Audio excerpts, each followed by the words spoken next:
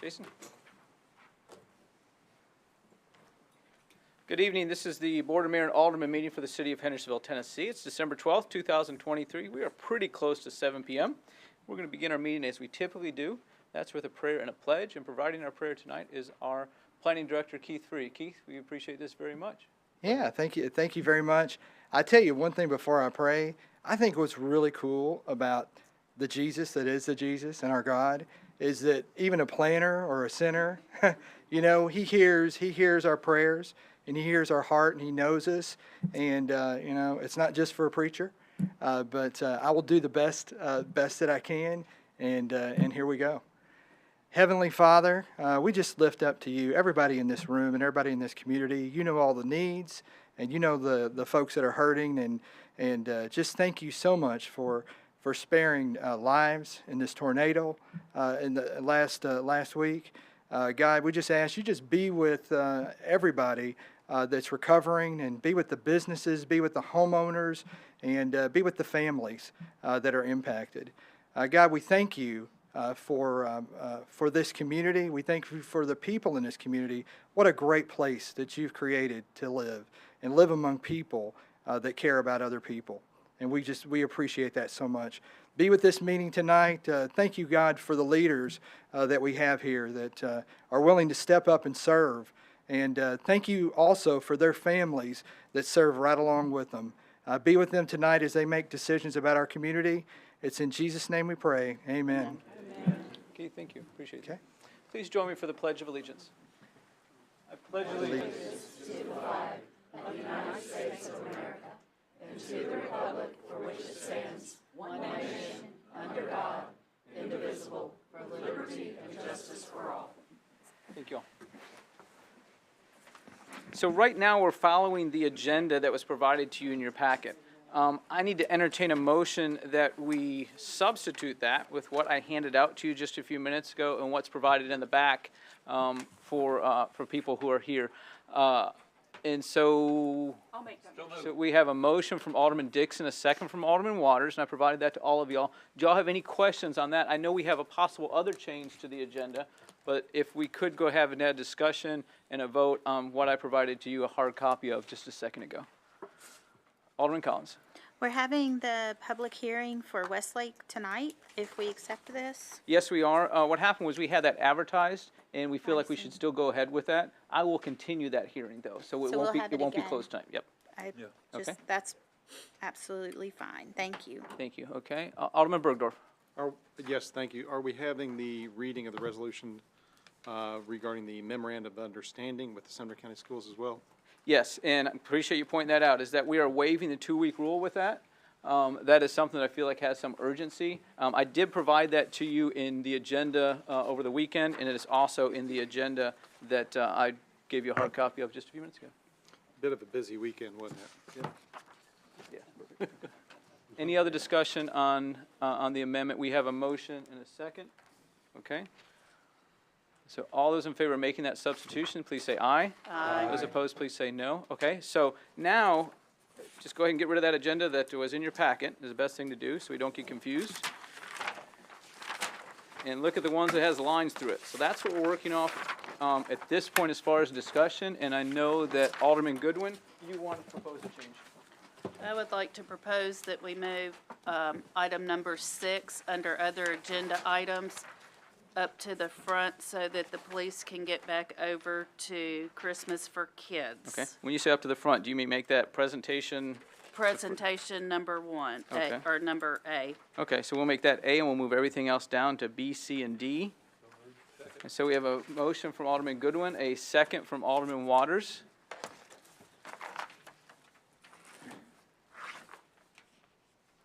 Any discussion on that? Alderman Bergdorf, I hear your light on that, but I probably just didn't turn it off from earlier. Okay. Any other discussion on that item? All those in favor of moving item 6 under other agenda items up to the next thing we discuss, please say aye. Aye. Those opposed, please say no.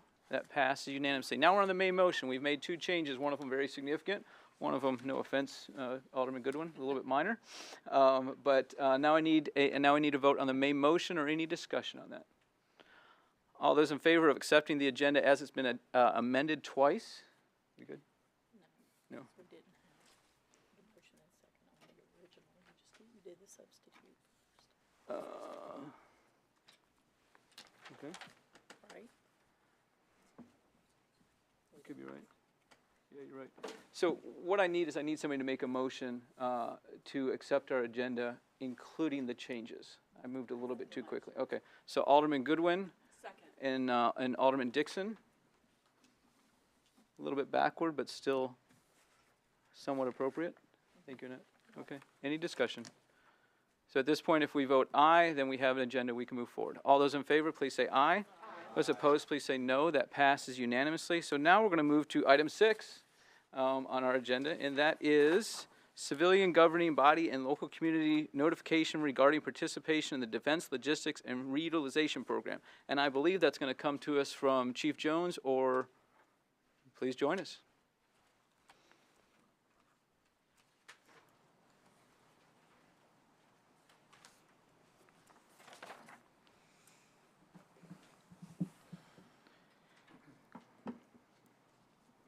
You're good? You ready? Okay, sir. So by presidential order, we're required to notify the local governing body and the public every year annually that we are participants in the Defense Reutilization Program. And in your packet, you had the form that just specifies, lays out what classes of property we may request from the federal government. If we don't, and so that's just, it's basically record keeping that we notify you that under each year we may request any item within those property classifications. We don't always, but we want to be on record that we have notified everyone. Any questions for Assistant Chief Jones? Thank you. All right, sir. Thank you. Next, we have a presentation from NES about storm recovery. I want to welcome Jack Baxter and Brent Baker here. They volunteered to come here and provide us some information and answer questions. We have been in constant communication with them as well as a couple other folks at NES, and appreciate the opportunity for y'all to come up here. Appreciate you doing this. So go to town. Okay. We appreciate the opportunity. Thank you all very much for letting us be here tonight. I'm Brent Baker. I'm the Vice President, Chief Customer and Innovation Officer, and Jack Baxter here is the Vice President over the operations, really been directing the storm efforts. I'm here because I take a lot of the customer questions and try to keep a lot of those questions from distracting his guys from doing all the work. So I want to start tonight just by giving a little bit of a backdrop on kind of what we all know happened. But at the peak of the event, we had about 48,000 customers without power. As we've continued to restore, we're now down below 3,000 customers without power right now. And what has really been impressive about this event has been the numbers of neighbors that have come out to help each other, the numbers of neighbors who have given our crews kudos as they work. And that really is the energy those people need to keep doing the work they're doing. We're working around the clock with different shifts. So I just kind of want to say today how much we appreciate you all and the community here reaching out to our crews and making sure they are welcomed and doing the work they're doing. So that is really impressive to see. At the peak of what was with the storm, we did have 300 crews working and staff working to support this effort. We also had some crews from Georgia, Kentucky, and Indiana who've come in to help, and then all of our contractors that we use have added some staff to do that as well. Those customer positive comments have noticed that we have crews working around the clock, and we see that on social media, and oftentimes social media is not the place we go to find positivity, but this has really been remarkable. So great community to be able to work in and restore. So with that, we'll continue to working through the night, and Jack will speak a little bit more about the operations focus and what the restorations might look like. For my end of the business, we'll have a couple of our customer service reps here in the City Hall tomorrow to be able to answer questions specifically. As a storm starts, it's hard to unravel and tell you exactly when restorations are going to happen. We're at a point now that we think overnight and tomorrow we'll start to be able to be more specific about which road and what neighbors would maybe be able to be restored at what time. So we are thinking that by the end of the day tomorrow, we will likely have most of the customers that can receive power to receive it. By Friday, anybody that might be kind of out there with some more repairs that need to be done either at their home or on their road, that might be as well. So with that, I'm going to pause and let Jack come up here and say a few things, and then we'll both be willing to answer questions and try to help with anything you all might have questions of tonight. Jack. So I just quickly, I want to talk about what happened in the Hendersonville area specifically. You've all seen a lot of the videos on TV. This storm was very unique in the fact that we had 2 substations that took direct hits from the tornado. In the 70s, we had a single substation take a hit, but to have 2 is very, very unusual. And the tornado, it took a pretty straight line. We can see the damage beginning in the River Road area of western Davidson County all the way through to Cage's Bend. All the damage is on a straight line, and both of the substations are in the path, and unfortunately Main Street is in that path also. So our challenge, we lost a lot of transmission infrastructure. We know that now that this was an EF2 tornado that went through, so it was around 125-mile-an-hour winds. So with the transmission infrastructure lost, we lost the ability to feed several of our substations. Some of those we were able to restore faster than others. Specifically in the Hendersonville event, we have a 161,000-volt transmission line that feeds from the north substation, which is what you saw is what the big explosion that you see on TV. That line comes from there to Hendersonville to the Saundersville substation and on to the TVA Wilson substation and ultimately to Gallatin Steam Plant. So we lost the north substation, obviously, from the tornado. We also had damage on the transmission line between Hendersonville and North, a little bit of damage on the line from Hendersonville to Saundersville. On the TVA end, they had one of the 500 kV towers that had 2 161-volt kV lines underneath that collapsed. That's a 4 to 5 day repair. You have to dig new foundations and reassemble all this lattice steel. So when we understood from them by Sunday morning that was the damage that they had, of course this hits at night. It's tough to assess damage at night. So they told us on Sunday morning what their problem was, and it was going to be days before they got it fixed. So we began to concentrate on getting our feeds back from North Substation.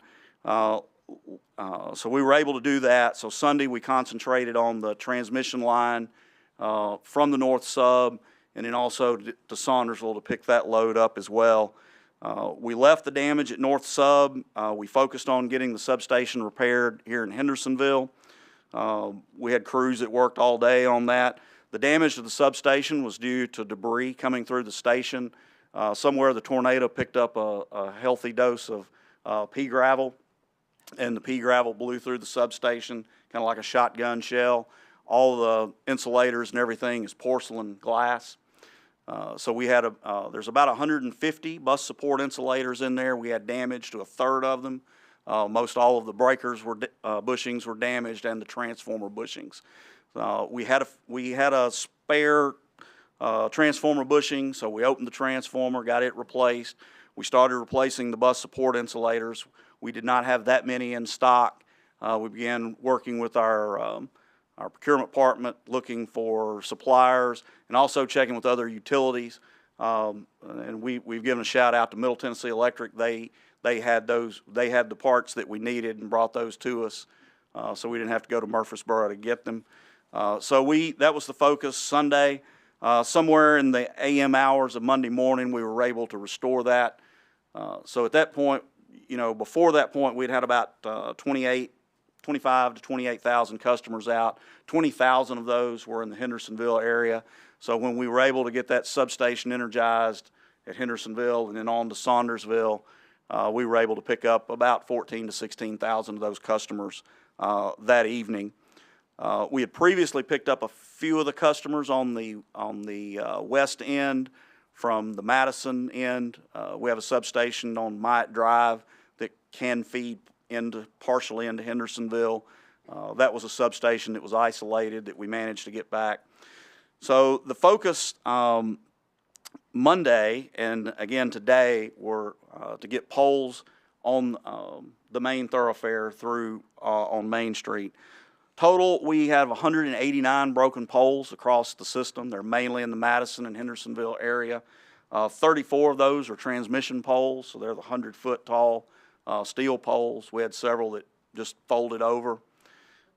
So we've worked diligently. Again, we started out yesterday with about 6,000 customers total. About 3,000 of those were in Hendersonville.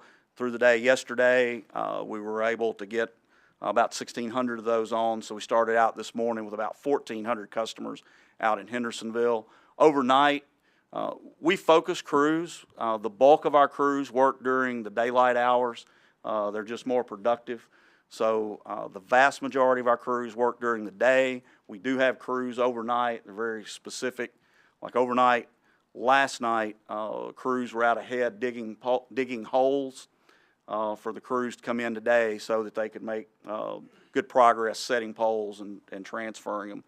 So of the 189 poles that were broke, currently 67 are totally replaced. New wires up, 18 more are set waiting to be transferred. So that's a little less than half of the poles already replaced. The goal for today for Hendersonville is to finish getting the poles along Main Street up, and we're going to get the main line along, again, Main Street, Gallatin Road restored, both ends, the Rockland Road end and also on the east end. Crews are working right now to make that happen as fast as they can. So we're hoping when that's done, we're going to get about 1,000 more customers on. It's going to leave about 300 or 400 out. Unfortunately, those 300 or 400 are going to be out overnight. So if you're not, unfortunately, I hate being the bearer of bad news, but if you're not back on by 9 or 10 tonight, you're probably going to be out till tomorrow. Crews will be back up. There are crews working tonight, continuing to dig holes and doing some other patchwork that they can. And then the focus will be tomorrow to hit that next 300 or 400. We think the vast majority of those will be on by tomorrow evening. We'll still have a few scattered outages here and there that we're going to work on. The goal is to have everybody that can receive power ready by Friday. That's what we're shooting for. The message we'd like to get out for those of you that are here, we've also sent our meter crews out. But if you have a damaged infrastructure at your house, damaged weatherhead, damaged meter base, go ahead and be looking for that electrician to get that restored, so that the last thing we want to have happen is we get power on your street and then you've still got damage and we can't restore power to your home. So get that electrician out there, get your infrastructure fixed so that you're waiting on us. When we get the power fixed, we can get you hooked up. So that's it in a nutshell.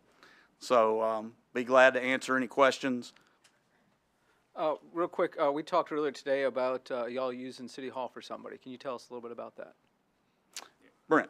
Yep, so tomorrow we will have 2 of our customer service reps here with their laptops and a connection back to the main office to be able to answer questions. I will say that they will have pretty good connection to know if somebody has a question about when they might be restored, to find out what that might be. So they'll be here prepared to answer questions and help people understand kind of the progress as the day goes on. We plan to do that they'll show up here 8 or 8:30 we'll get started and wrap up the day for 4:30 just to be here for customers. How can people get a hold of that person? So we were expecting they actually would be able to come into the building here. So we were wanting to have that local presence here for the customers to be able to come in. If that's okay, we will be advertising that on our social media, if that's fine with you all. But customer traffic coming in. If you all have a change to that as you think about this evening, let me know. Okay. So, We were wanting a bit of that in-person local presence for this, for the very purpose. A lot of the phone calls as they come in, it's hard to get to a map quickly. We wanted these 2 to be focused on having a map, having connection into the answers. So one of the people who's going to have that question is sitting to your left. So Yeah. before you leave, if you could grab him and maybe answer that question. Okay. We had a little conversation there. I actually happened to have a call earlier today from a customer that's on a road that's named very similar. So the potential of Main Street, when it comes on, there are some feeders that are coming off of that Main Street line that if it is in good shape, if it's an underground dip that didn't take damage, if it's an overhead tap, it's possible that when the main feeder comes on, as Jack mentioned, at 9, 10 o'clock tonight, that some of those taps just come on and those work that way. If not, that'll be tomorrow's work where restoration will be done tomorrow to get that back on. So, Okay. A couple more questions come up. Alderman Martin. I just want to let you know that I really appreciate the work that you guys did. The following day, I've never seen so many bucket trucks. I mean, it was unbelievable. And it just happened like that, and you guys were on the spot. And I think you even had supplemental help from other areas. So I don't know how you coordinated all that, but we really appreciate that. Well, we like to give credit. I'm going to give credit to this guy here who knows how to get that done. He's directing the efforts. I'm a customer service guy who's just trying to help make sure a lot of the calls don't come and distract him too much, but he gets credit, and the people in the field appreciate those comments there. I'll whatever you have to answer, Jim. So thank you very much. I think the only area in question is the Blue Ridge where the country club is and maybe the Right. property next to it. So that area right through there, that was one of our heavy hit areas. We had 29 broke poles right in a row right through there. And that is some of the biggest conductor wire that we have on the system. Is we try, because Saunders was a backup for Hendersonville. And so we've been in there setting those poles. Like I said, we're trying to get that finished today. As Brent said, if the underground feeds into those subdivisions are in good shape, when we re-energize that, those subdivisions are going to come back on. If they don't, there's some sort of damage in the underground riser or something that we'll have to repair tomorrow. But that's going to be one of the largest outages that we have, and so that'll be, the first thing that we get on in the morning, because there's several hundred customers in that area. But again, with the main feeds down, there's just been no way to serve it. Well, it's only been 2 days, and you had 2 substations knocked out, so we really appreciate that. And one thing I'll say this: you talk about all the bucket trucks here. Every storm's different, and it has its own unique things. We really did not have any damage off of, or very little damage off of that line of that tornado. And Madison and Hendersonville took the bulk of that hit. So we were really, some of the other storms we have, they're a lot more widespread. We've got a lot more area to cover, but we were able to, really focus on the Madison and Hendersonville area with this storm. Well, as an alderman, I was bombarded, obviously, with, hey, what's going on? Which areas are out of power? Which areas have power? And you had a website with a map, interactive, that just showed exactly who had power, what's going on, and it was changing and updated. That was wonderful. That was wonderful. There it is. Thanks, Jason. That was wonderful to be able to share with the community because they had access to exactly what was going on. And that's a lot different than the one 2 days ago. It is. So, thank you. Alderman Martin, thank you. Alderman Collins. I understood some of what you said because I don't actually speak engineer, but so I would ask you to translate for me. When the stuff comes on tonight on Main Street, because it's absolutely going to work, right? So let's just say it does. Let's manifest that, as the kids say. So assuming that it comes back on tonight, I understand you can't know with certainty, but would that potentially reach all the way to Winston Hills neighborhood where the Saundersville Road crosses? I don't know if you're familiar. Possibly. Okay. Again, it's, the focus has been on the main line, so we've done very little of the taps that come off of that main line. And if they are intact, when the main line comes on. On your map, you have basically at this point, there's 3 sections that are big. All 3 of those could come on tonight? We are working on all 3 of those big sections simultaneously. So, and the goal is to, by the time the crews time out this evening, is to have all the main lines in all 3 of those areas re-energized. Okay. So, as Alderman Peterson said when we were talking about Chick-fil-A, you're telling me there's a chance. There is a chance. That's all I need to hear. Thank you. And honestly, we are probably all going to say this. Thank you so much. When this storm, I was not at home, and when I was driving home, I thought we won't have power for 2 weeks or maybe never. It just looked so bleak, and I understand that the poles weren't as widespread, and we got really lucky in that it wasn't as involved in a lot of ways for you, but you're our heroes in this. Thank you so much. We'll take that. We appreciate that. And We'll pass that on. Yeah, we pass that on. I do want to say that your mayor and chief of operations here have been a real good partner for us. For us to have a partnership like that in the communities when we're doing this kind of work makes all the difference. When we're not partners, we're too busy trying to figure out how to work with each other, and it makes it harder to just do the job. So thank you, Mayor, and to Jesse over here, who really been a big help this whole time. Very welcome. Thank you, Alderman Collins. Let's go to Alderman Skidmore. Yes, thank you, Mayor. Just a couple of questions that that I was inundated as an alderman with calls, and so when the electricity went out, I was like, oh my goodness! And then of course, then my cell phone started ringing before it went out, and then we had one real strange thing that we have 4 lines, or I do, in my house to accept calls, and all of them except one worked, and so I was glad, and I looked over at my mother, who's 95. Sorry, Mom, if you're watching. I said, she said, the lights are out, and I said, it's NES. They got it in the bag. So I want you to know how much that we do as far as an alderman. Both Alderman Berdorf and I appreciate the hard work that you did. It's amazing and how you all worked so together with the city on what we covered our end. We really did, and I was really appreciative of that. But how you all advanced the efforts so quickly, I think sometimes y'all might need to come out here and help us as aldermen and take a class on that, how to get things done, because it was very quick, and I appreciate that.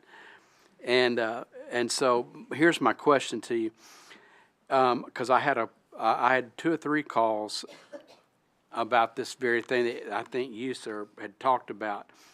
They had some damage to the electrical, I don't know what it's called. I'm like Alderman Collins. I don't know. I can't speak engineering or electricity. I just know that I plug my hair dryer and it works, and I punch the microwave and it works. So that's all that matters, but to me. But the bubble that has it's just glass that the meter, yeah, the meter. Oh my God. Anyway, I understand what you're saying. Yeah, I know, and I appreciate that very much. Yeah, that's that tech language there. But the meter, some of them are broken. Do they just call NES, or do they come up here tomorrow to? Yeah. So actually, if the meter itself is broke, that'll have to be replaced, and our meter folks take care of that. So we, Okay. Yeah, and so actually, if they will call in or talk with Brent's folks tomorrow and let us know, hey, my meter is broken, we'll get that in our system, and we'll get a meter truck to swap that. Because it was amazing, because the bubble is broken, but they still got electricity. Well, it's likely it will continue to work, even though that glass is broken, but that needs to be replaced. Yeah, it does. Because I told him, I said, well, the Lord's working for you then, because I don't know what what it was. And then, let's see here. Okay, so if they do want to come up here or something like that, those representatives will tomorrow at 8:30 or till 4. They'll write it down and everything? Yes, they can take that information directly. Okay. And then one other thing, we'll have to say this. I had one, Ward 1 is Alderman Berdorf and is our district. And we have a lot of senior citizens that live in our district, and I'm proud of the way they handled things. And they were calling both of us, and they were, because a lot of the people were on oxygen and things like that. So I'm trying to call, some people that would help them, because I know about having that. My mom, she said, my mother said, well, what about my oxygen? And I said, I need it more than you do, Mama. So, but she worked out. We had the green tanks too for emergency purposes. So we used those, but she didn't need any or anything. So, but, a lot of those folks did not, because of your efforts, did not have to go and call somebody to pick them up, because you all were so amazingly fast. And so I know, and I know everybody, it's like on Fox News or CNN News, you see all these, when there's tragedy, there's like 4 or 5 to 15 people that are with each organization like fire, police, emergency, and you're sitting there watching, and they're saying, okay, quit the thank yous and get to the situation here, because that's what I'm looking for. So, but I'm going to be like them, and thank you for all your efforts, and you tell those workers they did a magnificent job so quickly with so much damage that Hendersonville had in our businesses, because it looked like a disaster area. So we do appreciate that, and thank you very much. pass that Mayor, on. thank you. That's it. Thank you. Alderman Skidmore, thank you. Alderman Garden. Hi. So I'm in Winston Hills, and we still don't have power. And I just left we had a lot of our residents there. We had a food truck coming in, and the food truck didn't make it. So I have a lot of hungry, cold residents in Winston Hills tonight. But the one thing that they did do is express their gratitude. They recognize that you guys have been out working around the clock, and they really do appreciate that. Well, we'll pass that along. So many of the staff that are just working day in and day out, we'll make sure they hear this and make sure we share that with them. Thank you all so much. Alderman Garden, thank you. Alderman Robertson. Yeah, just briefly, and thank you again for your diligence and dedication. And of course, the priority first is to get customers back on. But as you are beginning to rebuild the infrastructure, after the poles are up and after the power is back, I'm sure you're going to have to be replacing several street lights. Is NES going to replace those old street lights with LED lights? Yeah, so we do have a replacement plan that is going to go over the next few years of replacing into LEDs, and so most likely the new stuff we have will be LED. Perfect. Perfect. There are times that there are some older, we call them high-pressure sodium. It's a technology that was the previous to LEDs. There's a chance that some of them might be that, but it won't be the oldest stuff, which would have been like a mercury vapor. So we're at least in the new age, and we likely will be LED. We've got you on record. Thank Yeah, you. that's fine. That's fine. Any other questions from our board? Gentlemen, thank you. Thank you. Okay, thank you. Appreciate that.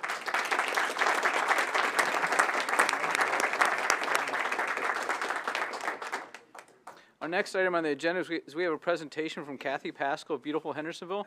Not only has Kathy been helping us out, and you're going to hear a little bit about that with this situation, but the decorations you see around City Hall, inside and outside, Kathy has led that effort, and I don't think we have ever looked so Christmassy.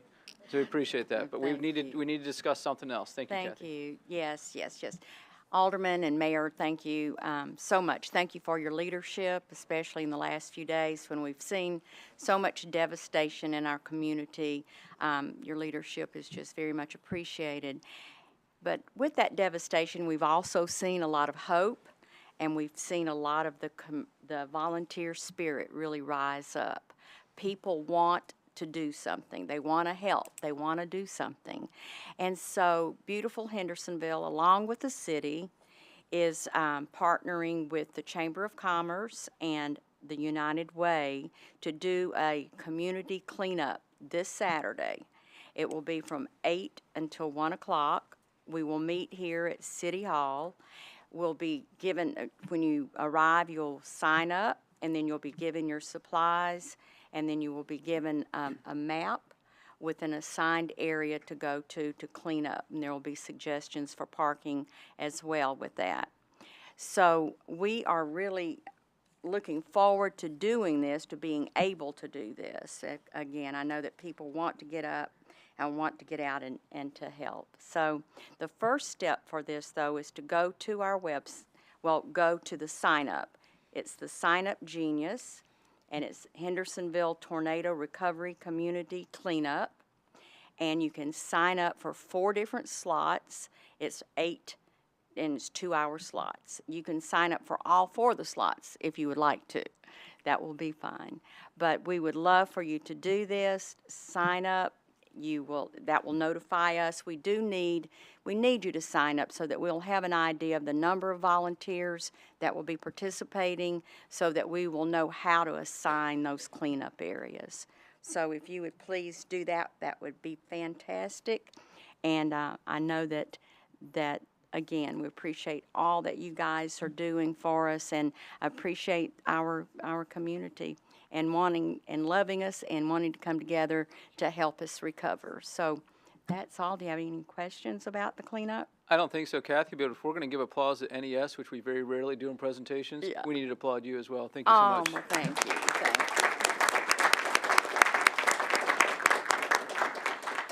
So thank you so much. So the next items, we have a special presentation. We have our city judge, and we have a couple of Judge Lincoln's family members here. I neglected to say hello to y'all. I was sort of rushed before the meeting, but the timing is perfect. Y'all are here. This is something that we've been looking forward to for a little while. Judge Edwards, I'm going to turn it over to you. Thank you, Mayor and Aldermen, for taking time out of your busy schedule tonight to honor a great public servant and Judge Curtis Lincoln.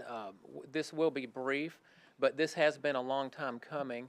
As the mayor mentioned, we have Judge Lincoln's wife, Sharon, here, and their son, Charlie.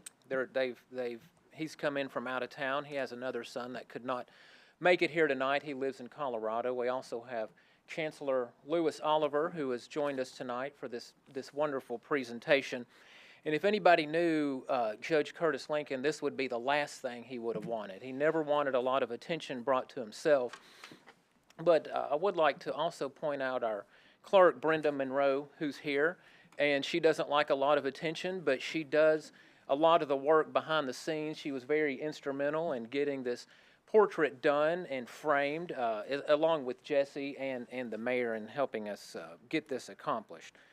But just to tell you a little bit about Judge Curtis Lincoln, for those that don't know, he was first elected as Hendersonville City Judge in 1994. He served as Hendersonville City Judge for 29 years until his passing last year. He moved to Hendersonville in 1970, 1 year after he started practicing law, and he continued his private practice here in Hendersonville ever since. And I didn't realize until I did some research how much he was involved in the community. He was an active member of the First United Methodist Church. He was involved in the Hendersonville Soccer League. He was a founding board member, a referee, and a coach. He was very involved in the Boy Scouts. He was a Scoutmaster and Cub Master, and I found out tonight that he was Alderman Mark Bergdorf's Cub Master and Scoutmaster. And Alderman Bergdorf's mother, I found out tonight, was actually my Cub Scout, one of my Cub Scout leaders, so small world.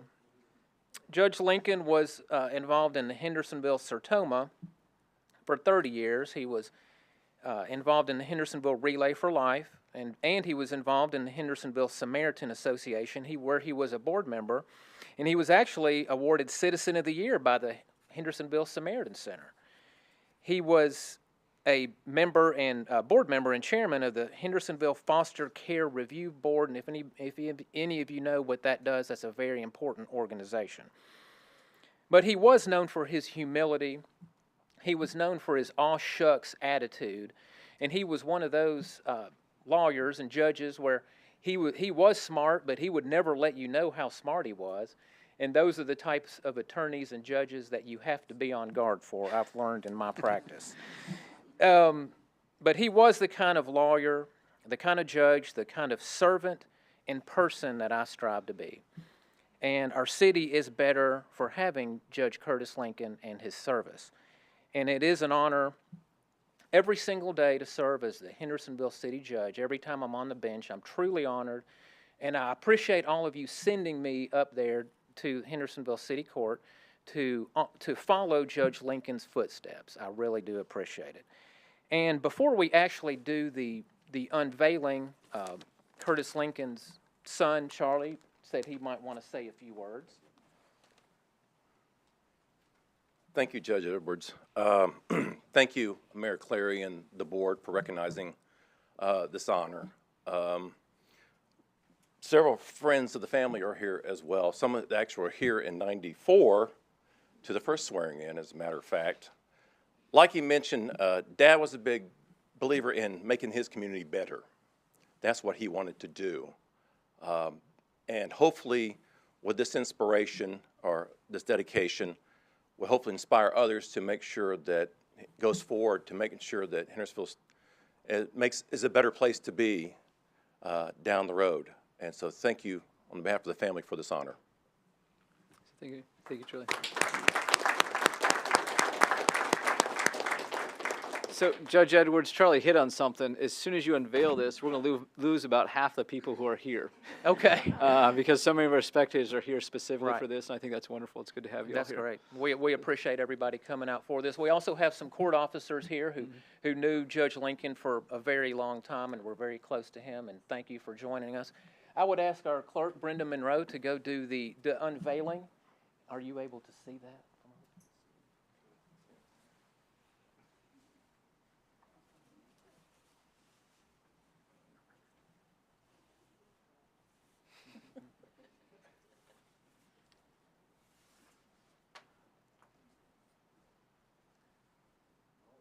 All right. You did a very good job.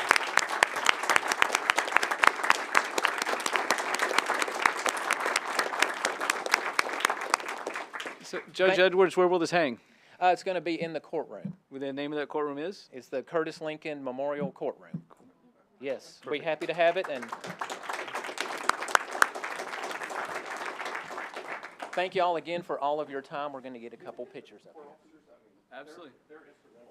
Oh, so I'm not going to call a break, but I'm not going to call the next agenda item for a few minutes, so you all can take your time and do whatever you want to.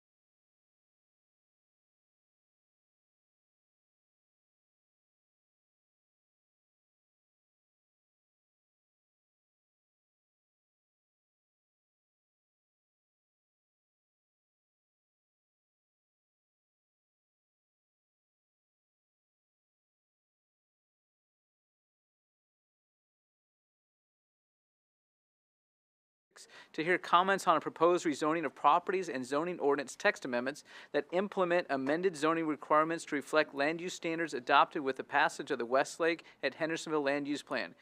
Information regarding this is available at, and you see a link right there. We have nobody signed up for the public hearing. However, like I mentioned earlier, we're going to keep this public hearing open. We will also offer the public hearing when we meet on January 9th.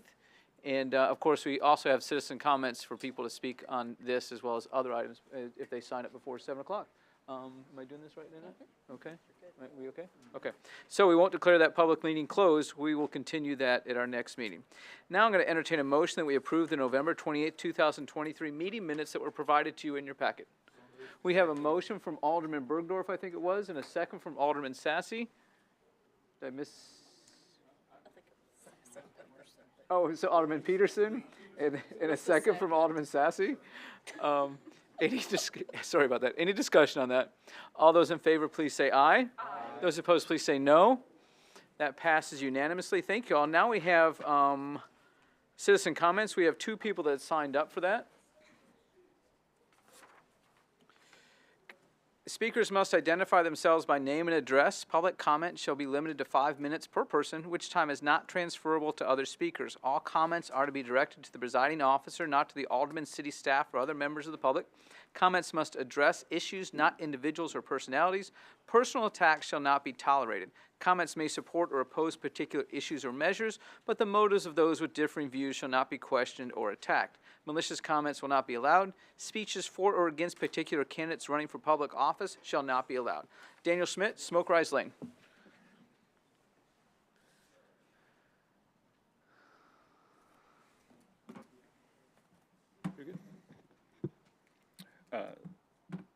Thank you, members of the board and mayor. My name is Daniel Schmidt. I live at 1013 Smoke Rise Lane and own a business at 179 West Main Street. I appreciate your time and attention to the issues raised in relationship to the new Westlake zoning proposal affecting what was Old Town Commercial and will now be general commercial. And I want to just say that I support the changes proposed by the mayor at the general committee meeting earlier today. Thank you. Thank you. Barbara Collier, Walton Ferry Road. Yes, thank you for your time.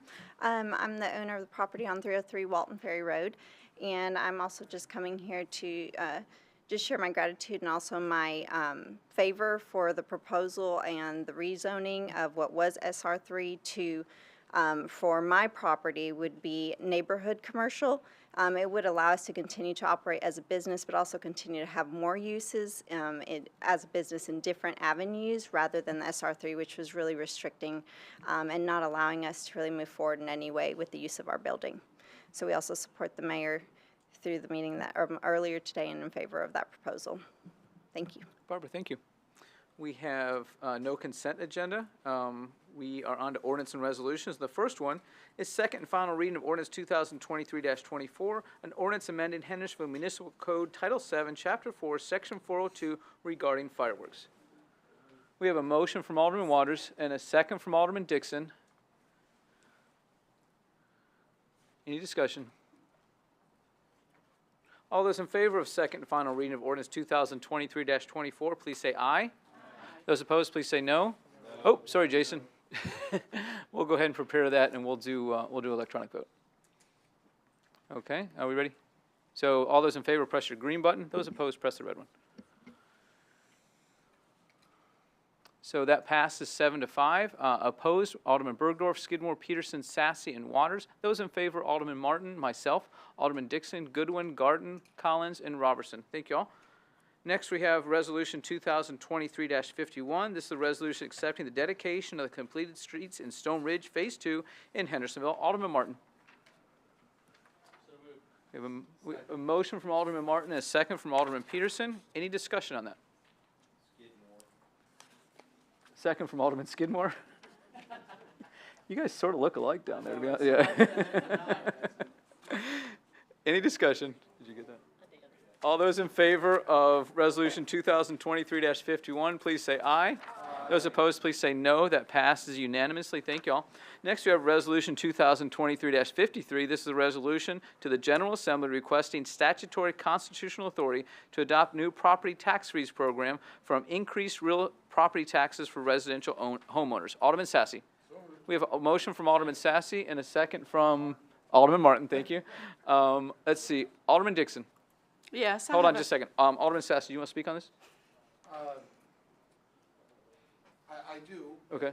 No, You're go fine. ahead. Go Typically, ahead. the person who sponsors, I call on first. Yeah, You can yeah, wait. that's You can fine. speak. You can do whatever. Yeah, I would love to speak on this first. Okay. Yeah, thank you.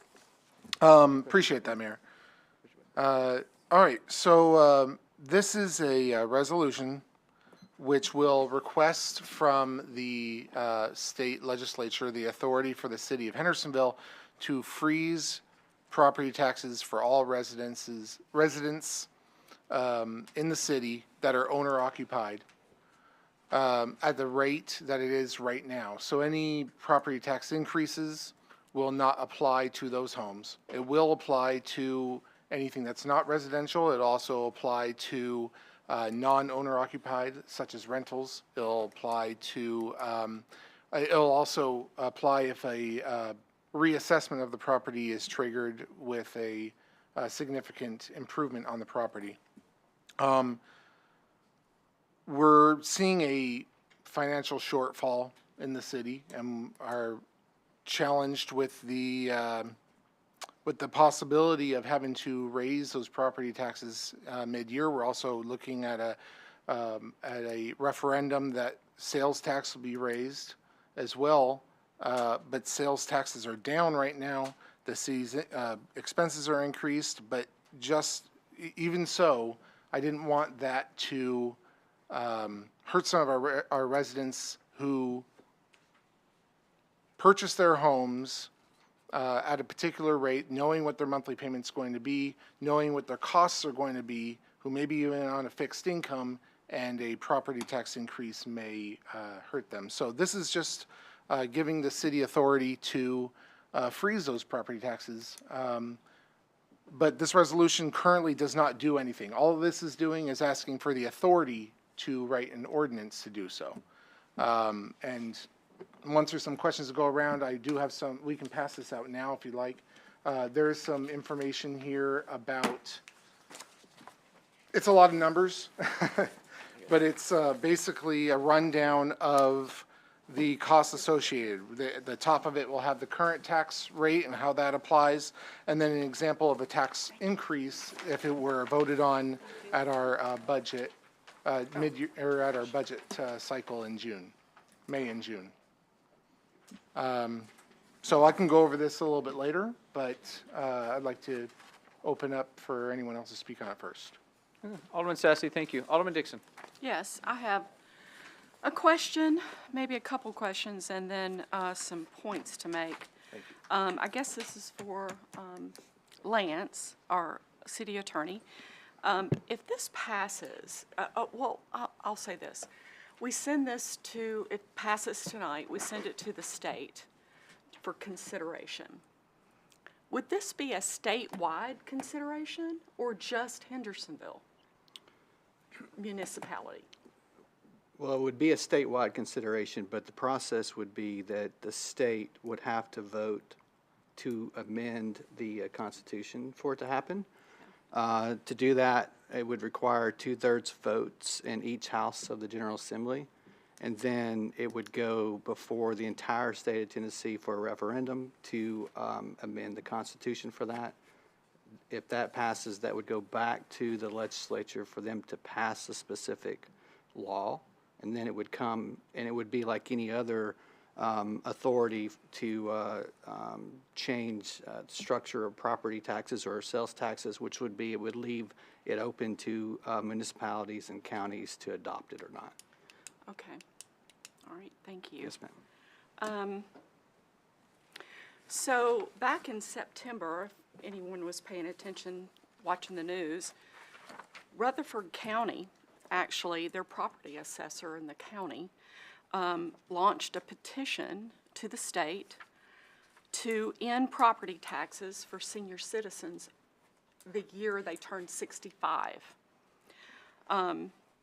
They would have no property tax payment. It's still under consideration. I don't think anything's been decided from that yet, as we know it. I would much rather see that happen here in Hendersonville and us tag along with Rutherford County than us saying no one is going to get an increase in property taxes. I'm not always going to sit here, and all of us as term limits will not be sitting here. We cannot predict the future. We cannot even fathom what the future board may come, would come across an economic or catastrophic issue. So I can't support this knowing that. I don't think anybody here would ever want to raise property taxes. But I can't speak for a future board, and I don't want to tie their hands. So that having been said, I don't think I can support this. Thank you, Mayor. Alderman Dixon, thank you. Alderman Robertson.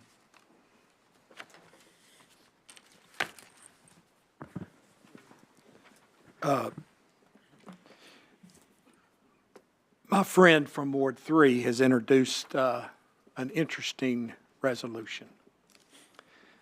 He is my friend, but I have to part with him on this, I think, problematic resolution. And I've come up with, my dad, when he preached, he always had 3 points. I've got 5 points, so sorry, Dad. But I want to talk a little bit about this. First of all, whenever an alderman files legislation, I always look for every opportunity to support that legislation that comes before this board. I do want to say that I have never voted for a property tax increase since I've been on the board. And in fact, that was the motivation for me introducing the referendum to allow people to vote on a half a penny sales tax. I do everything I can to avoid a property tax. But every instinct within me tells me that this resolution is not good. My own policy analysis of this resolution reveals that it may have unintended consequences that are not in the public interest. And my concerns are the following. First, legal and constitutional infirmities. Black's Law Dictionary defines discrimination as a term to deny anyone the equal protection of the law and a failure to treat all people the same. This resolution calls for treating residential customers, citizens in Hendersonville differently. I took an oath to uphold and defend the Tennessee Constitution, and I'm going to do that. I would like to ask our city attorney, as part of my discussion on this, Mayor, what constitutional principle does this resolution violate that requires us to ask them to amend the Constitution?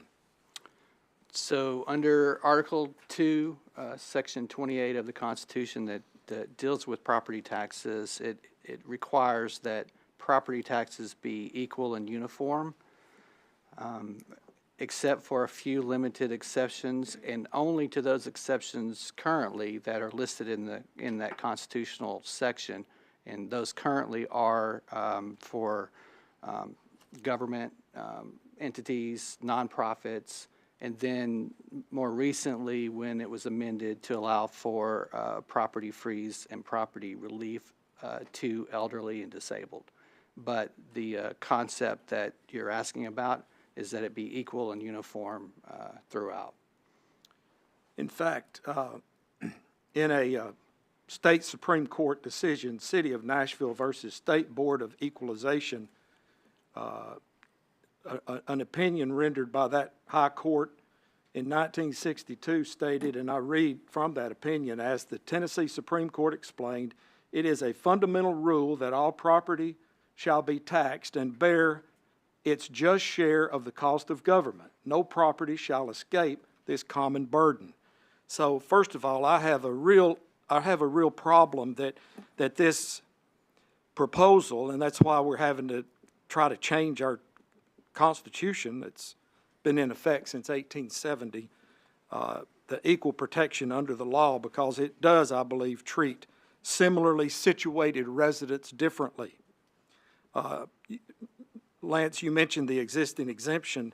That existing exemption is a means-tested or income-tested age and disability standard. Is that correct? That is correct. Yeah. And that has withstood the challenge because it's based on a rational rationale. Rational basis. Rational basis, Yes. Thank you. Yes, sir. I don't understand what the rational reason for this new exception is. Whenever we talk about the Tennessee State Constitution, every instinct in me says to tread lightly on changing our Constitution. It is a long process. And so, first of all, I think there are legal and constitutional infirmities. The second issue is I have problems. I don't think it meets the fairness standard. Let me give an example. In Hendersonville, we have at least I think this number is actually under what we actually have, but according to information that our staff has on our website, we have approximately 6,000 apartments. In Ward 3 alone, there are 1,806 apartments. In Ward 6 that Mr. Waters and I represent, we have 1,166 apartments. Now, let me make it clear, I have not voted for a single new apartment development since I've been elected on this board. But the citizens living in those apartments are our citizens. And I have a moral obligation to consider their interest equally. This is what I refer to as the equal representation obligation as a public official. So the question on the fairness standard, is it fair to all concerned, a good rotary phrase, is it fair to expect businesses and apartments to bear, if this goes into effect, 100% of the increased cost of government? If there is a freeze on all owner-occupied homes, then all the burden goes to businesses and apartment people that live in apartments. So to me, I have a little trouble with the fairness issue on this. A famous quote from the scriptures that I like: "Whatever you did for one of the least of these, you did to me."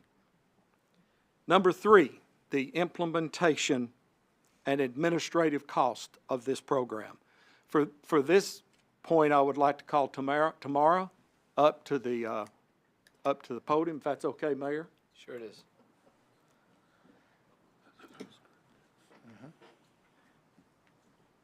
Explain, if you could, Tamara, how our property taxes are calculated and how they are processed. So currently, the state, for the property taxes, the state administers them, they prepare the file. We verify everything based on the information that is passed through the county assessor's office. And then for the tax freeze program, the county administers that. All applications and verifications are done through the county, and then that's transmitted to the state.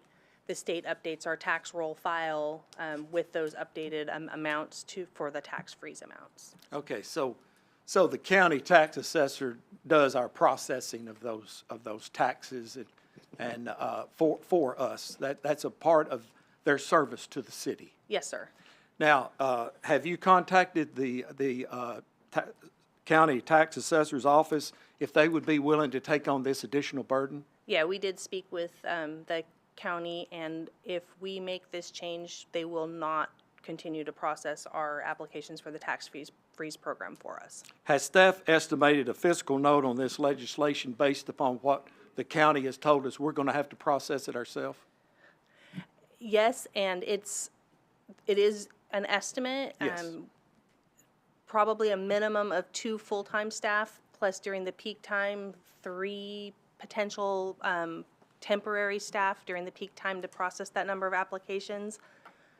We also do not have the physical space or the workstations to be able to house that number of additional staff. So, the computers, the desk space, phone lines, all of that, we're estimating, just over $400,000 to be able to administer that.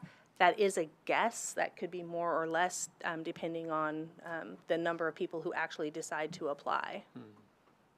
Yeah, okay, thank you. That's all right now, but stay close if you would. So this legislation would grow city government. Number 4 is the financial negative effects of this resolution if it passes. Some may say that citizens that live in apartments don't pay property taxes, but they do. It's folded into the rent that they pay. The average cost of an apartment in Hendersonville is $1,588, according to the resource that I looked at, per month. And so,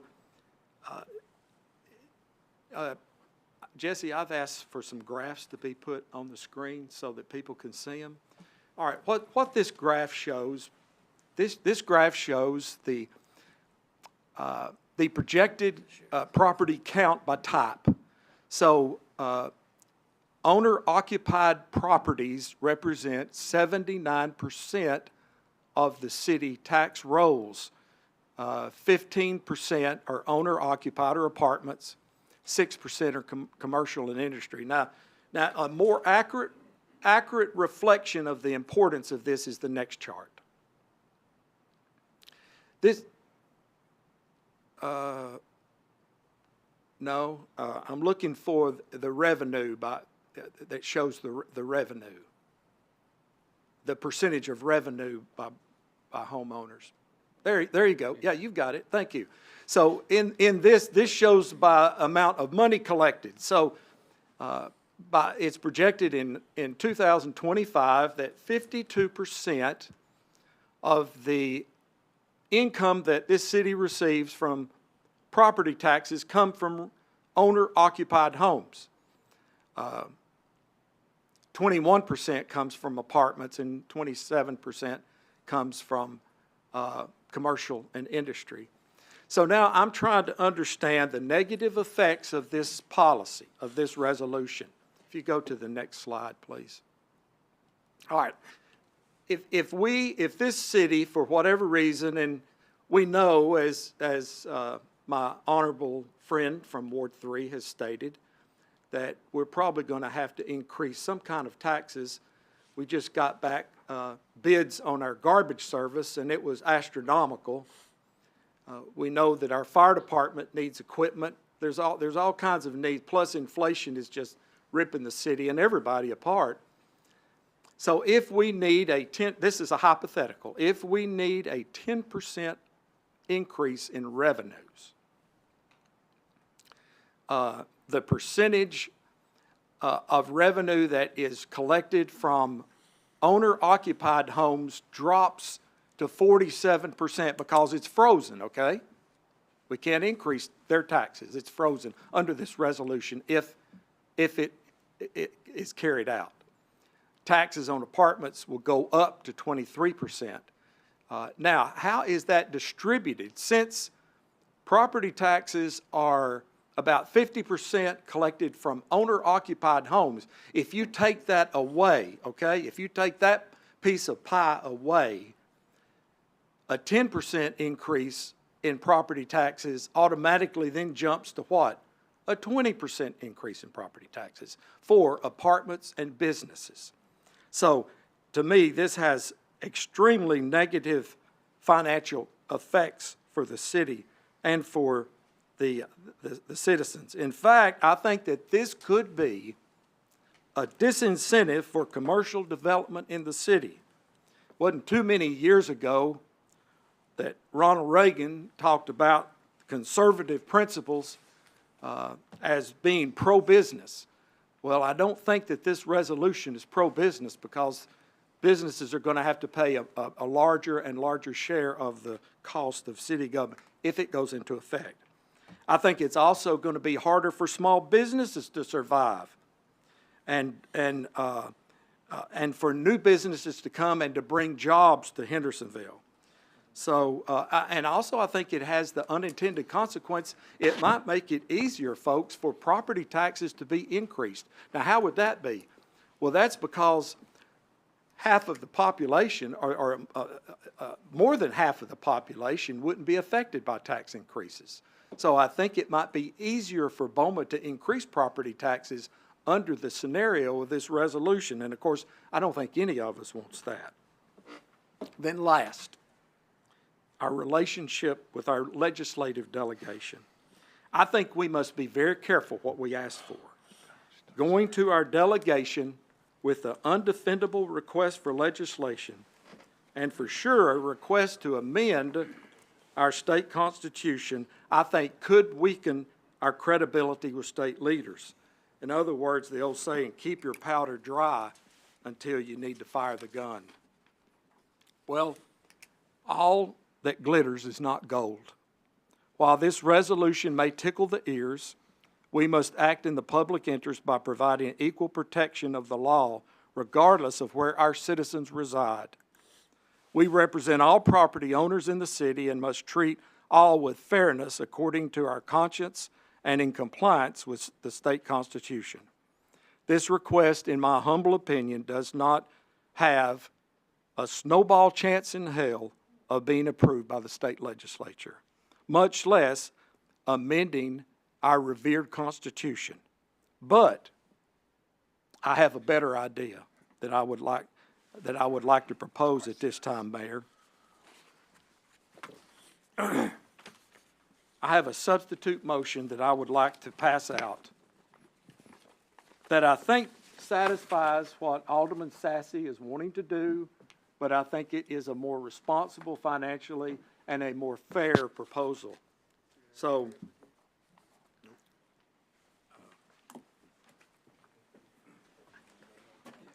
Alderman Robertson, why don't you, Annette can pass that out, and so you can continue speaking if you want to.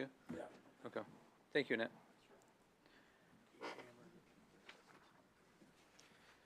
and this is a substitute motion for the resolution. This substitute motion would rewrite the resolution.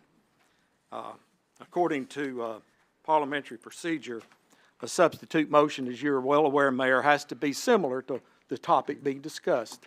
But it does rewrite the amendment, so it would make the resolution. As this goes around, I'll wait till you get it before I briefly talk about what this substitute resolution does.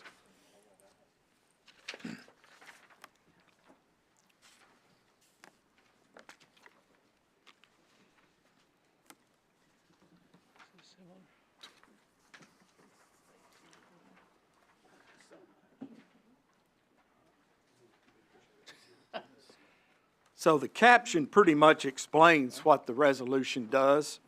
It is a resolution pledging to freeze all property taxes in Hendersonville, Tennessee for a period of at least 4 years if voters approve the referendum to increase the local option sales tax 1/2 penny per dollar. So I have included some whereases. I want to thank our city attorney for helping me and also for staff helping. We have an excellent staff, and I've put them through the ringer with all the work that I've had on this, but this is an important topic. This is an important topic way after Eddie Robertson is no longer sitting on this dais. So what this does is if the citizens approve, basically, if the citizens approve the referendum authorized by Ordinance 2023-20, all, not just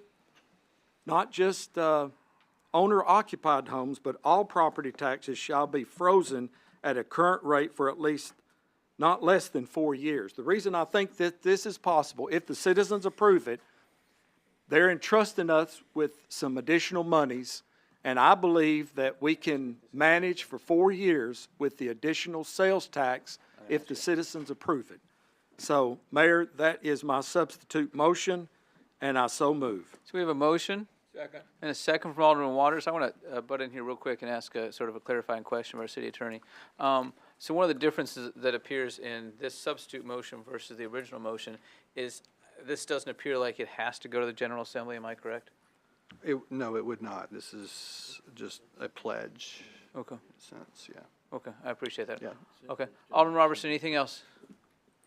Yeah, you're exactly right. The whereas, the last whereas addresses that, Mayor, whereas under state law and the Tennessee Constitution, BOMA currently has the statutory authority to increase, decrease, or freeze all local property taxes.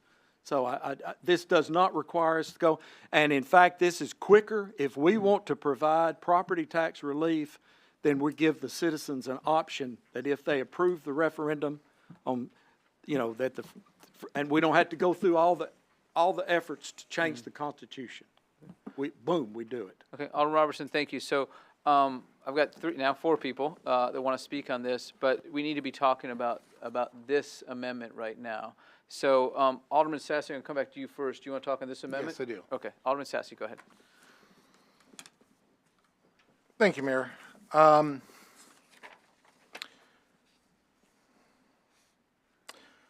So this amendment, in this alderman's opinion, holds hostage the city and the taxpayers, and it's essentially almost like blackmail. If you do this for us, we'll do this for you. Not blackmail. That's not the right word. It's extortion. Yeah.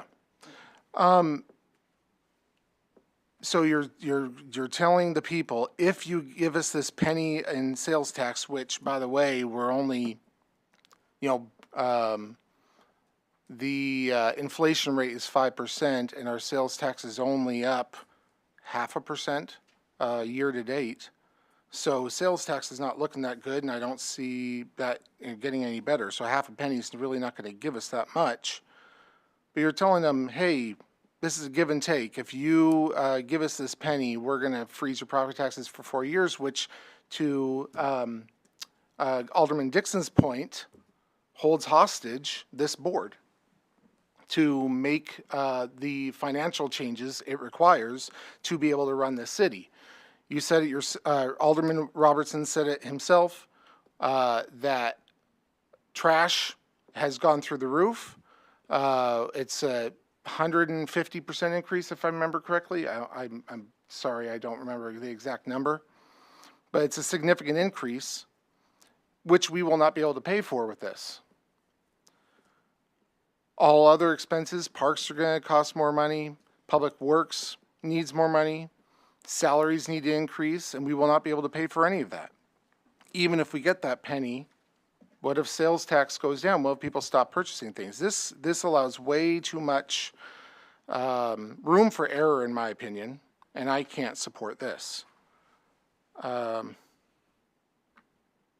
I hope I get a chance to discuss the remainder of what I'm trying to propose here, because I think what I have to share will answer a lot of the questions that have already been proposed by this board, but we'll hold that until after this is voted on. Thank you. Alderman Sassy, thank you. Alderman Peterson on the amendment?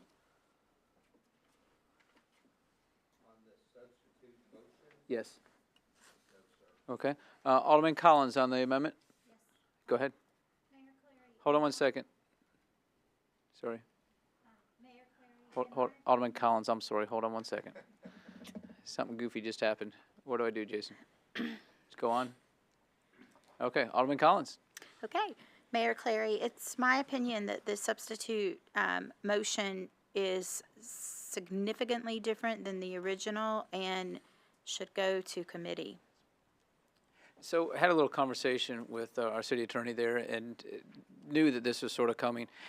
Since this is about a freeze on property taxes, as was the original motion, I'm okay with it. Now, obviously, you can appeal that to a vote of the whole board, or whether or not I'm correct or not. And I do see your point that this item itself did not go through committee, but we have a lot of amendments that never actually go through committee.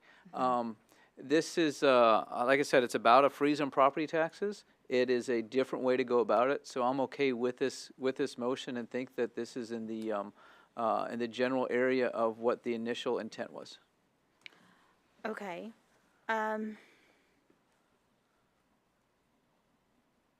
What is the process for taking a vote to send it back to committee? Do we have to vote if we vote, only necessary if we voted to approve this? So I'm not sure what the Robert's Rules of Order way to go about this would be. So a couple things is probably the most typical one that we have, that would be a motion to refer this back to committee. It does not have to have a date on it, but since our committees are really only tasked with making a recommendation or not, I think it's smart to put a date on when this should come back. And that's the typical way to do it. That would be a motion to refer this back to committee, and I assume that would be Finance Committee. Okay.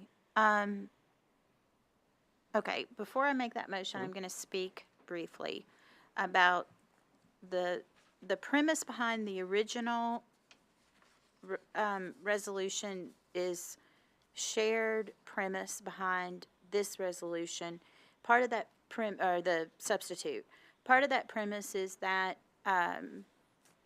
we can freeze property tax because sales tax inflates as the economy inflates, which sounds true, but it isn't, because our sales tax revenue comes from consumable commercial goods, and our expenses are not in that segment of the economy. Different segments of the economy inflate differently. As Alderman Sassy said, we've seen the garbage, if it's an apples to apples comparison, was 147% increase.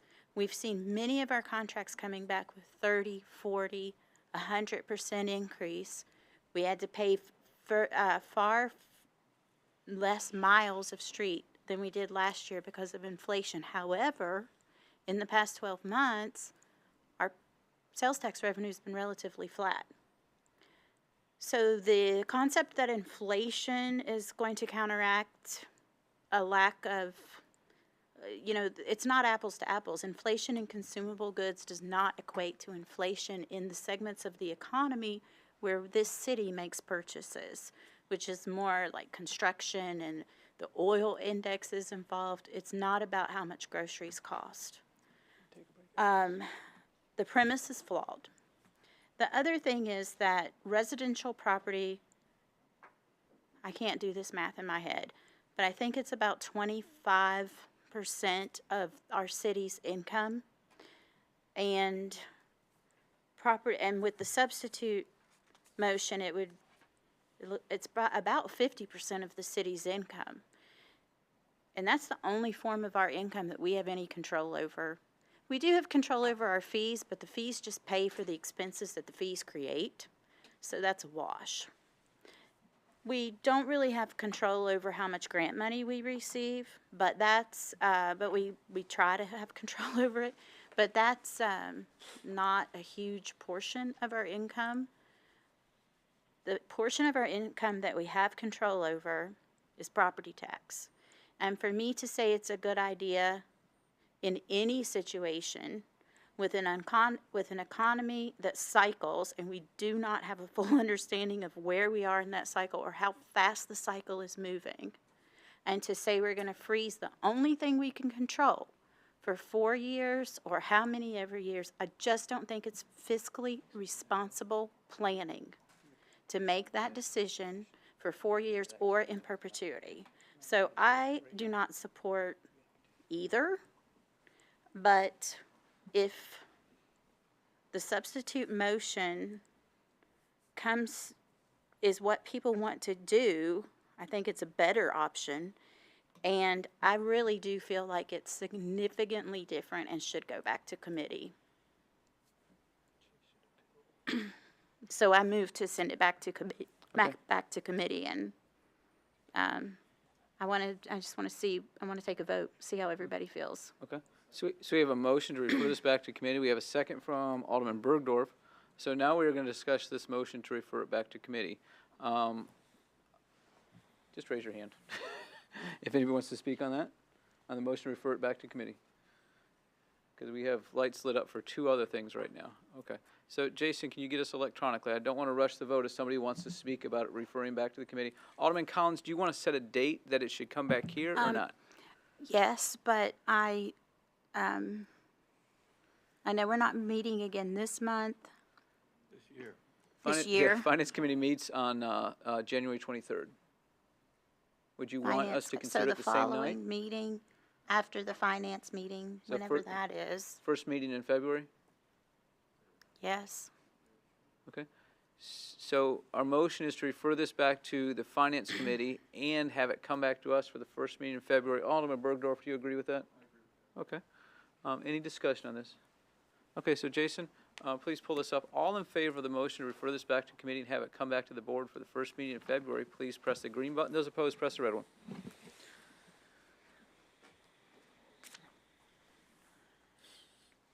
We're missing two. Alderman Skidmore, Alderman Bergdorf.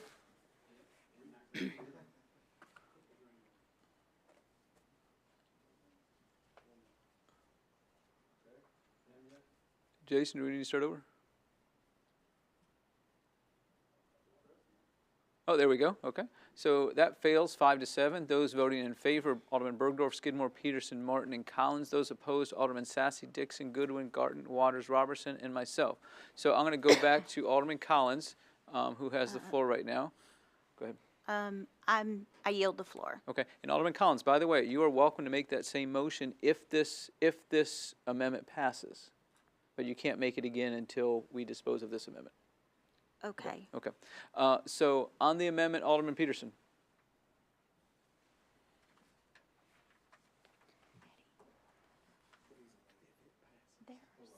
Okay, go ahead.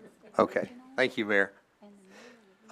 Is this back to the main motion? This is on the substitute amendment. Never mind. Okay. I will come back to you after we dispose of this. Alderman Martin. Yeah, man, this is wild. This is a completely new, this is a completely new ordinance. I didn't see it in the packet. When was it distributed? When you got it, when it was handed out to you a few minutes ago. Oh, okay. Well, I see the pie charts and a lot of thought that went into the other one, but I don't see a lot of backup on this. There was you said you talked to Lance Ray, and you guys talked about why it was similar or not. I wasn't in that. Can you fill me in? I may have missed that meeting. I think you're referring to a statement that I made, Mayor. May I Sure. respond? No, when I did my policy analysis and came to the conclusion that I did not think that the resolution was good, I started meeting with our city attorney, not with another alderman. I have not met with another alderman on this resolution. That would be inappropriate. I met with the city attorney to talk about the legal and constitutional issues. And then I also met with the staff to try to get some cost numbers on the fiscal note of this. And so that's been my conversations. I'm not talking with the mayor about this or with anybody else. So what I did say, though, that when I made the request, the data request to Mr. Eckenroth, I copied Alderman Sassy, I copied the mayor, and I copied the chairman of the finance committee that this had come through.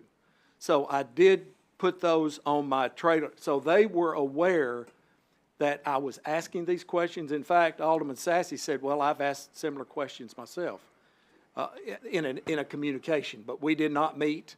But I felt like that it was the courteous thing to do is to let them know I had problems with this. And I did tell Alderman Sassy that I had problems with it and I was probably going to recommend an amendment. And I did not share with him that amendment, so that's the trail of the history of this action. Why didn't y'all share the amendment? I was still working on it today. I'm a little reluctant to vote on it because of the absolute impact of a 4-year freeze on property taxes. That is an amazing request. But the original ordinance was going to freeze property taxes for just, per year. I mean, I would think that under, if the resolution of Alderman Sassy had been approved, that BOMA could adjust every year, take the freeze off, take it on, take it off, take it on his to freeze property taxes for owner-occupied homes. I really think that we've been told that by increasing the property tax by half a penny will raise $9 million, estimated $9 million. I think that will be sufficient revenue for the next 4 years. Now, I may be wrong. I may not be here in 4 years from now, but at least that's a target that I would be willing to pledge to the voters that, hey, you give us this additional money, you trust us with this additional money, and I'll pledge to you I won't vote for any property taxes for 4 years. Okay. Alderman Robertson, hold on. Go ahead, Alderman Martin. Thank you.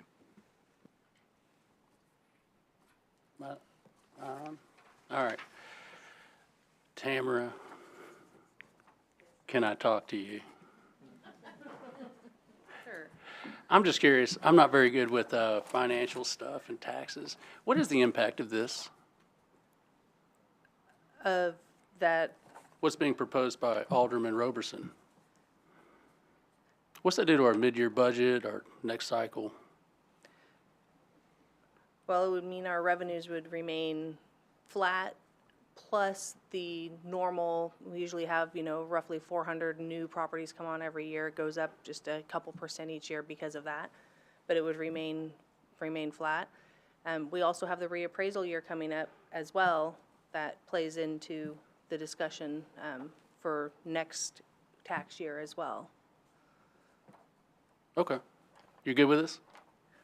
Oh, hold on, that's an inappropriate question. Oh, sorry. We take advantage of our staff for the data and the information they provide. not Okay, to ask sorry. them. Okay. So Mayor Clary, you said you talked with Lance Ray about this, and you were comfortable that this ordinance was similarly related to what Alderman Sassy had brought. What was the reasoning? You want to do that, or you?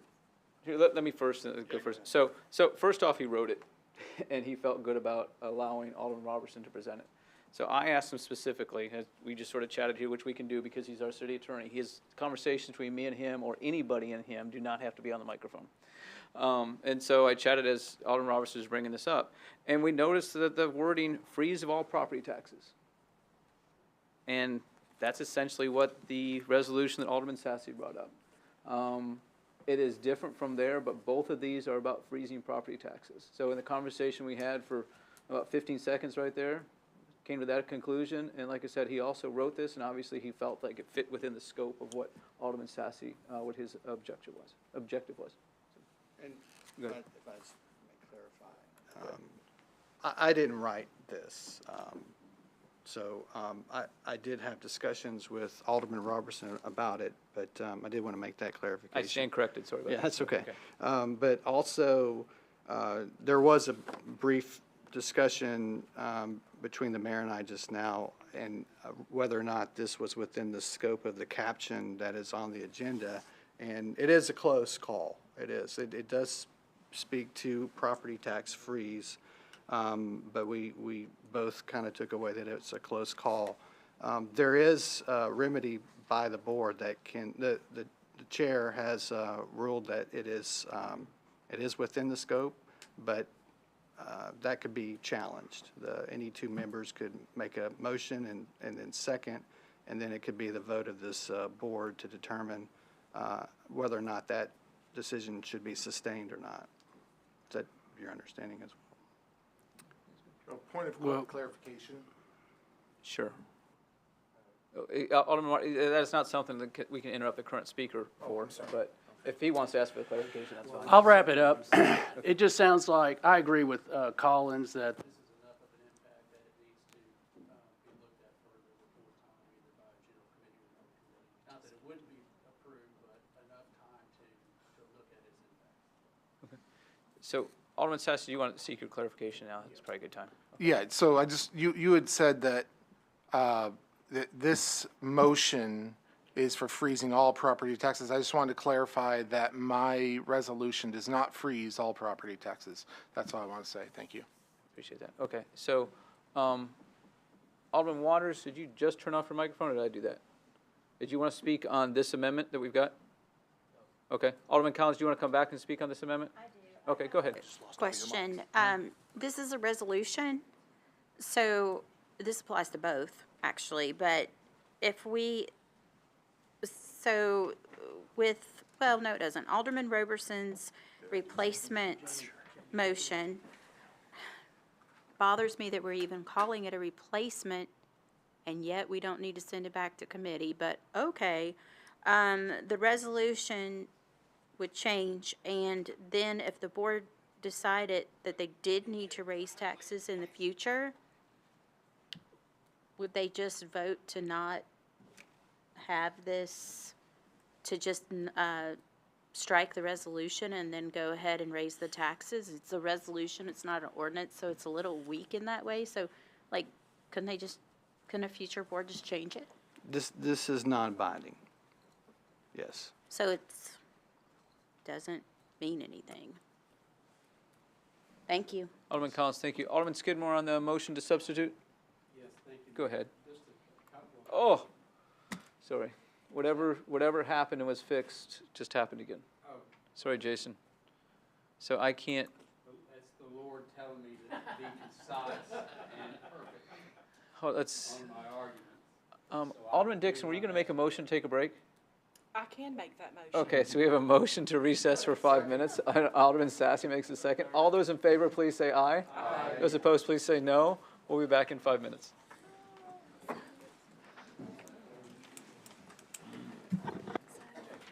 Okay. Thank you.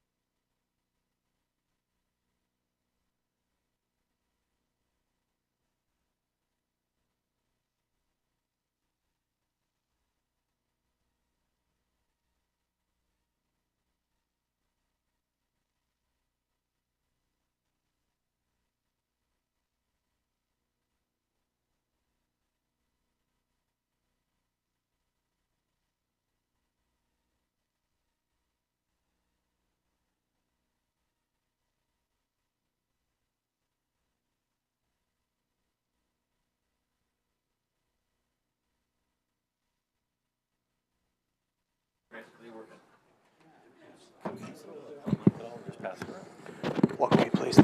Give me 2 minutes. Yeah, yeah.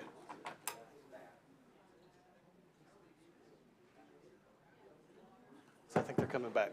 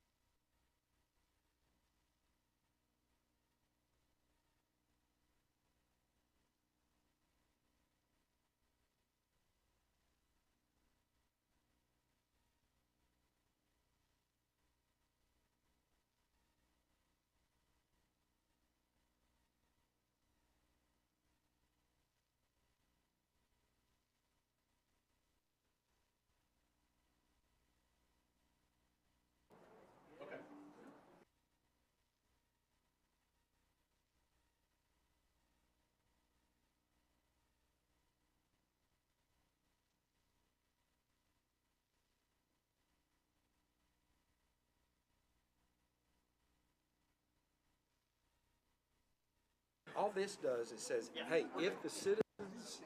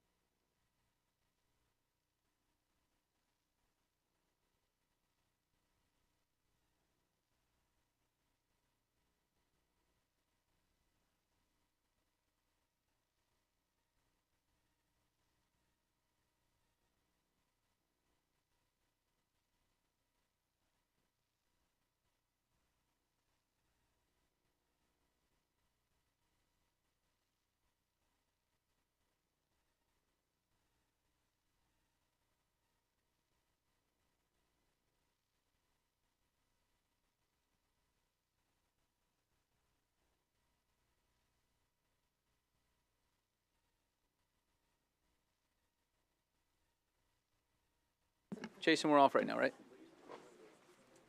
We're not?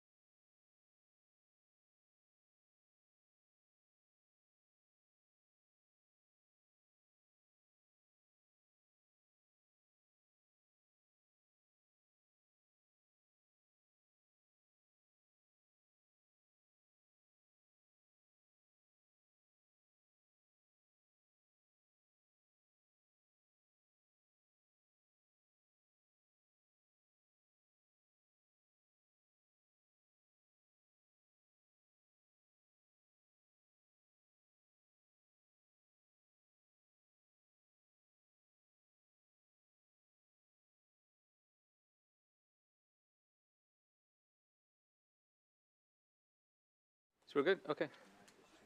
Wait a second.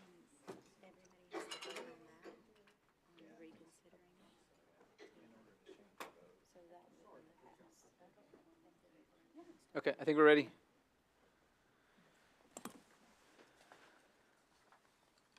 Okay. So I believe I'd gone to Alderman Skidmore, and then things went a little bit goofy electronically. Alderman Skidmore, is that correct? Yes. Okay. Alderman Skidmore, go ahead. Thank you. This is in, and just for get everybody back acclimated to where we are, this is in, we are still on the substitute motion. Yes. By Alderman. Are you ready? Or by, We're good. okay. We're good. Yeah, this is in response to the substitution motion that we're talking about by Alderman Sprout. I apologize, Alderman Roberson. I apologize. I genuinely do. I didn't. That was unintended. Back to that motion by Alderman Roberson. The resolution, as it reads by Sassy and Roberson both, there is no question that the substitute motion that Alderman Roberson has provided is absolutely in direct, it's just bottom line. This is so different from Alderman Sassy's resolution that it really does need to go back into Finance Committee to look at. Because one of the things I've noticed about the resolution, the pledge on both, it is a fact that they are both similar to the resolution is the caption, but the caption, and everybody needs to understand this, the caption is not what the ordinance is. A caption is just telling you what it's about. It's completely different. It doesn't have to, it's not part of the an ordinance. An ordinance is in the body that is discussed. So that's the only one that is kind of like that you could argue, but all the consistency of the body of the ordinances are completely different. Like, for example, this resolution about the option of the sales tax. The one that this board supported was on I think it's a 10-year plan. If I'm not mistaken, it's only supposed to be a 10-year plan of tax, sales tax increase for 10 years. This has nothing about that. So my question to I don't know if to Alderman Roberson or to the city attorney, does that take the whole 10-year plan off and it's for eternity? That's part of the problem. And one thing, and then my final point is this.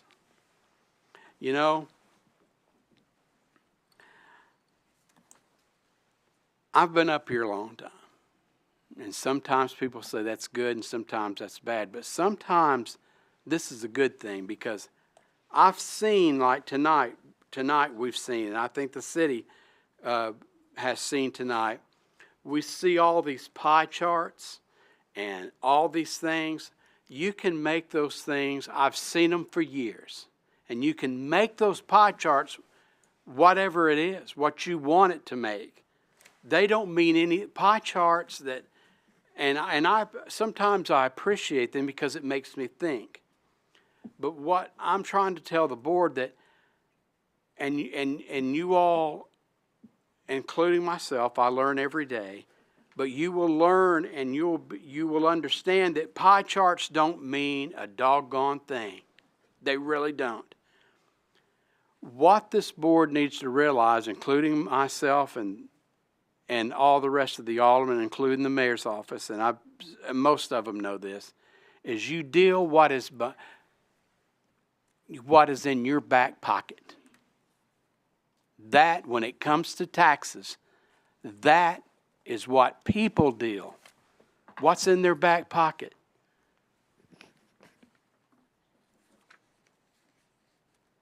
And if you can't have that, if you don't have the money, you don't have the money. You just, you can't say, okay, well, I'm going to hold off and pay this next month. And sometimes that happens to a lot of people,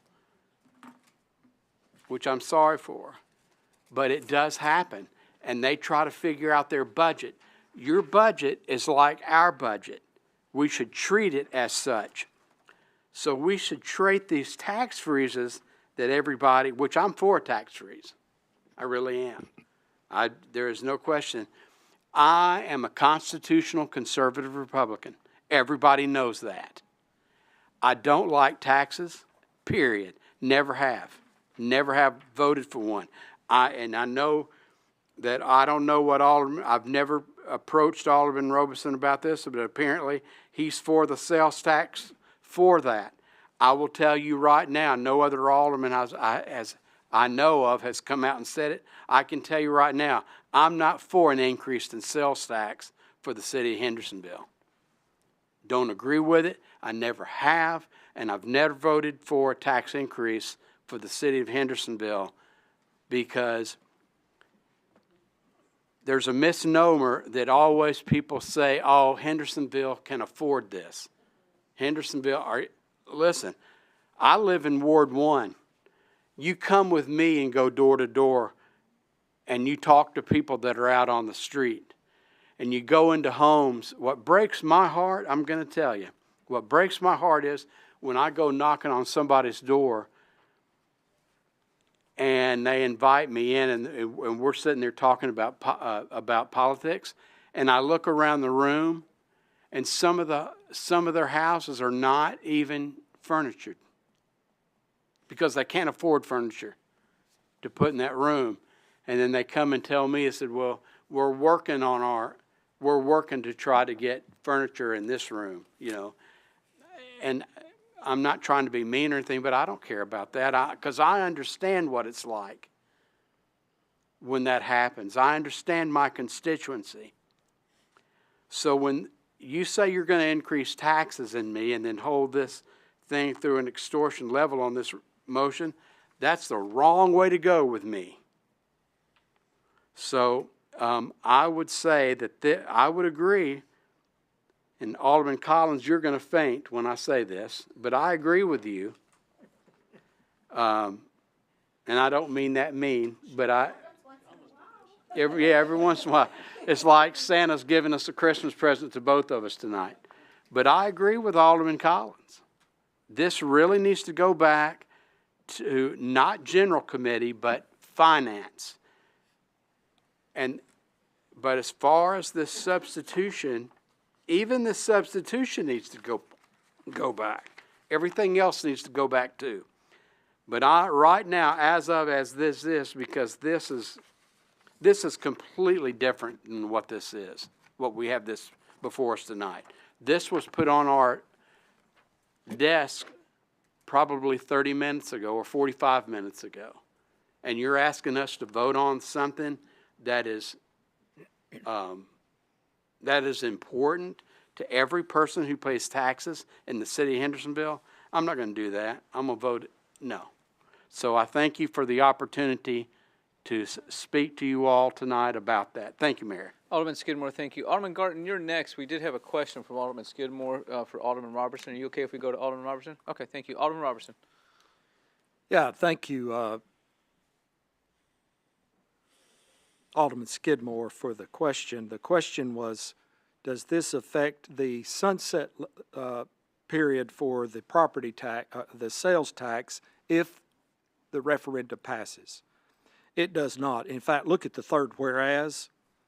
It talks about for 10 years for specific needed improvements. So it's mentioned in my resolution that it's 10 years. This does nothing to change Ordinance 2023-20, which deals with the referendum. This does not do anything to change that passed unanimously by this board. So that's my answer, Mayor, to the question. Alderman Robertson, thank you. Alderman Skidmore, again, thank you. Alderman Garden. It doesn't happen very often, but occasionally we may want to change our mind on a vote. And I would like to appeal the previous vote to not send it to committee. And as the prevailing side, I'm able to do that. Is that correct? That's true. Call that vote again? Okay, so your motion is to, so we actually have to take two votes. Your motion is to reconsider the previous vote, which does need a second. Second. We have a second from Alderman Collins, okay? So first we have to consider if we're going to reconsider. And if that happens, then we would have a vote, again to refer this committee. So actually, there's no discussion on this vote right here, okay? So we have a motion to reconsider our earlier vote, which is non-debatable. And if that passes, then we can have a debate about referring it. Okay, so, Jason, you ready for us? There's no, hold on just a second. There's no debate on this. Jason, what do you need? Hold on just a second. Jason, what do we need? Go ahead. Parliamentary. Just give me just a second. I can't hear you, Jason. I still can't hear you. Okay, so we're going to vote on a motion to reconsider the previous question. Okay, thank you. So, Parliamentary inquiry. there we go. So is that what you want to do as a parliamentary inquiry? Okay, go ahead. So are we voting to send the motion back to committee or the entire resolution? We are voting to reopen the debate on referring the motion. Okay. Okay? There's no discussion on this. Alderman Robertson, do you have a parliamentary? Go ahead. Here's the parliamentary question. Okay, go ahead. So, All right. if I vote for to send the substitute motion back to the committee, what does that do to the original motion? Since it hasn't passed, we would be back on discussing the original motion as proposed in your packet. Okay, so if this goes back to committee, then Alderman Sassy could bring up his original motion, his original resolution to be voted on tonight. We would still be on his original motion. Thank you. So, right, okay. That's what I was afraid of. Point of clarification. That's not what we had earlier.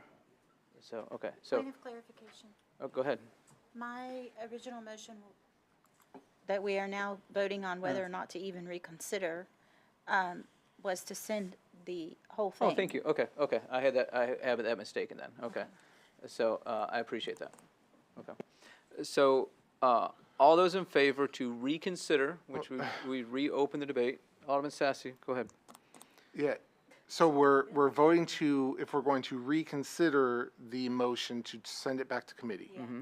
And if we go to that, then it's going to be to send the entire thing, the resolution and the motion back to committee. It's my understanding that's what the motion was a little while ago from Alderman Collins. Okay, thank you. I remember that incorrectly. Okay. Okay, so all those in favor of reconsidering the motion to refer this, press your green button. Those opposed, press the red one. Okay, so that passes 10-2. Those voting against, Alderman Sassy, myself. Those voting in favor, Alderman Bergdorf, Skidmore, Peterson, Martin, Dixon, Goodwin, Garten, Collins, Waters, and Robertson. Leave that up for just a second, Jason, please. Okay, so now I'm going to go back to Alderman Collins. We're going to so now we are going to discuss your motion, which was to send the whole thing back to the Finance Committee and to return here at our first meeting in February.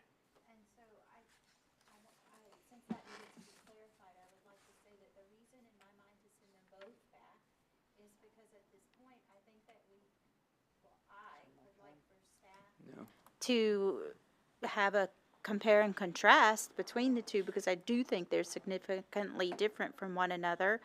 And I would like the Finance Committee to review that information and make a recommendation to the board, as is our normal process.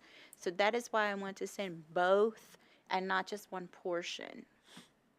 Thank you. Okay, appreciate that. So we are just discussing whether or not we're going to send this back to the committee. Okay, that's all we're discussing right now. Alderman Dixon. Yeah, I just want to clarify for the whole board that this did go through Finance Committee. The original ordinance went through Finance Committee and passed unanimously with Alderman Sassy and Alderman Bergdorf. I was absent. So I just want everyone to know that. So it really would need to go back with the amendment to be discussed. Thank you. Okay, Alderman Peterson.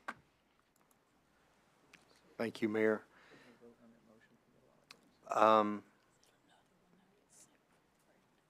Okay. Alderman Peterson, can you hold on one second? I need to make sure I have something straight, okay? Yes. I appreciate it, okay.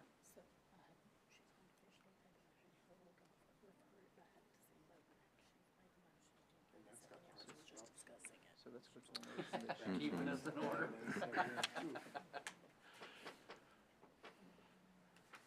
Okay, so what we're gonna do is, we're not gonna cross this out, but we're gonna revote that. So that's the motion that was made, and we're gonna revote that. Okay. So maybe just attach that to this. Okay. Alderman Peterson, go ahead. Thank you, Mayor. I hesitate to send things back to committee that have already been approved and forwarded to BOMA, but since not all Finance Committee members were in attendance, I think it's a good recommendation. However, I still have an amendment on the original motion that I would like to bring up tonight. Is that possible? If this fails, it is. If this current motion fails, it is. And of course, you obviously But it's a good one.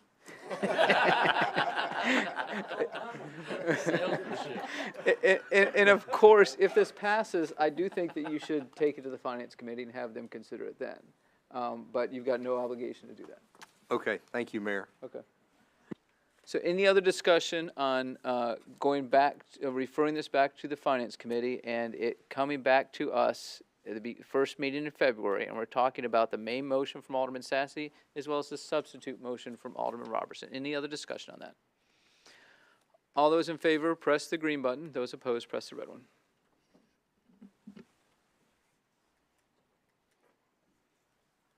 So that passes 11-1. Alderman Sassy votes against. Alderman Bergdorf, Skidmore, Peterson, Martin, Dixon, Goodwin, Garten, Collins, Waters, Robertson vote for it. I vote for it. So that passes 11-1. What was that? Oh, do you think? Okay. So, real quick explanation. When this comes back to us, it's just going to be Alderman Sassy's motion, because we did not accept any amendments. Sorry, Alderman Peterson. But when it comes back, it will be that. If Alderman Sassy feels like he wants to start over and make some changes, that's up to him. But when it comes back to us, since no amendments were attached to his, we're just considering what his motion was, which is Resolution 2023-53. Alderman Dixon, do you have a question on that? So, but Finance could make the amendment. Finance can recommend an amendment. Recommend. Okay. Thank you.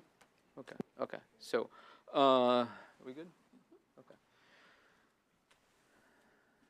Okay, so next we're on Resolution 2000, Lance, are we good? Did I do anything? Yes, Okay. Resolution 2023-54, this is a resolution authorizing the mayor to enter into a memorandum of understanding with Sumner County Schools for the city fire department services. Now, a little while ago, we accepted the agenda, we acknowledged that we have waived a 2-week rule, and I'm hoping that somebody will make this motion.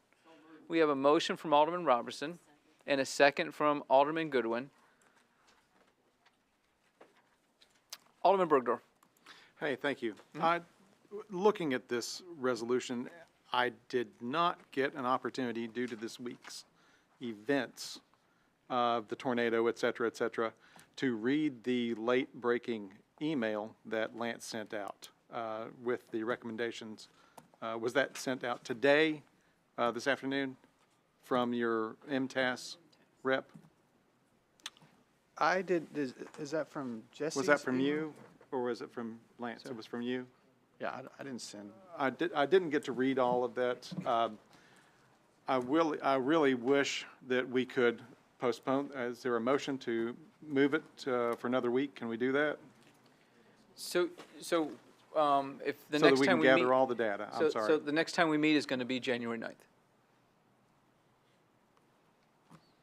So is that your motion?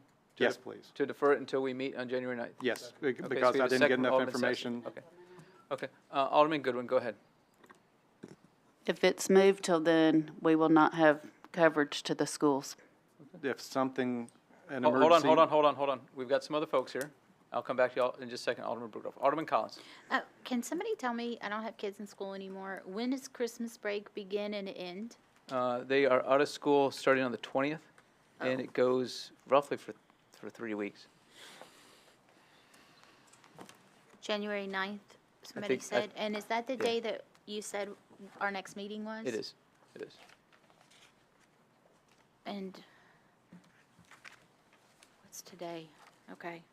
I'm just looking at how many days the kids would be there with no, well, with coverage that didn't include us. They have coverage. Just, Yeah.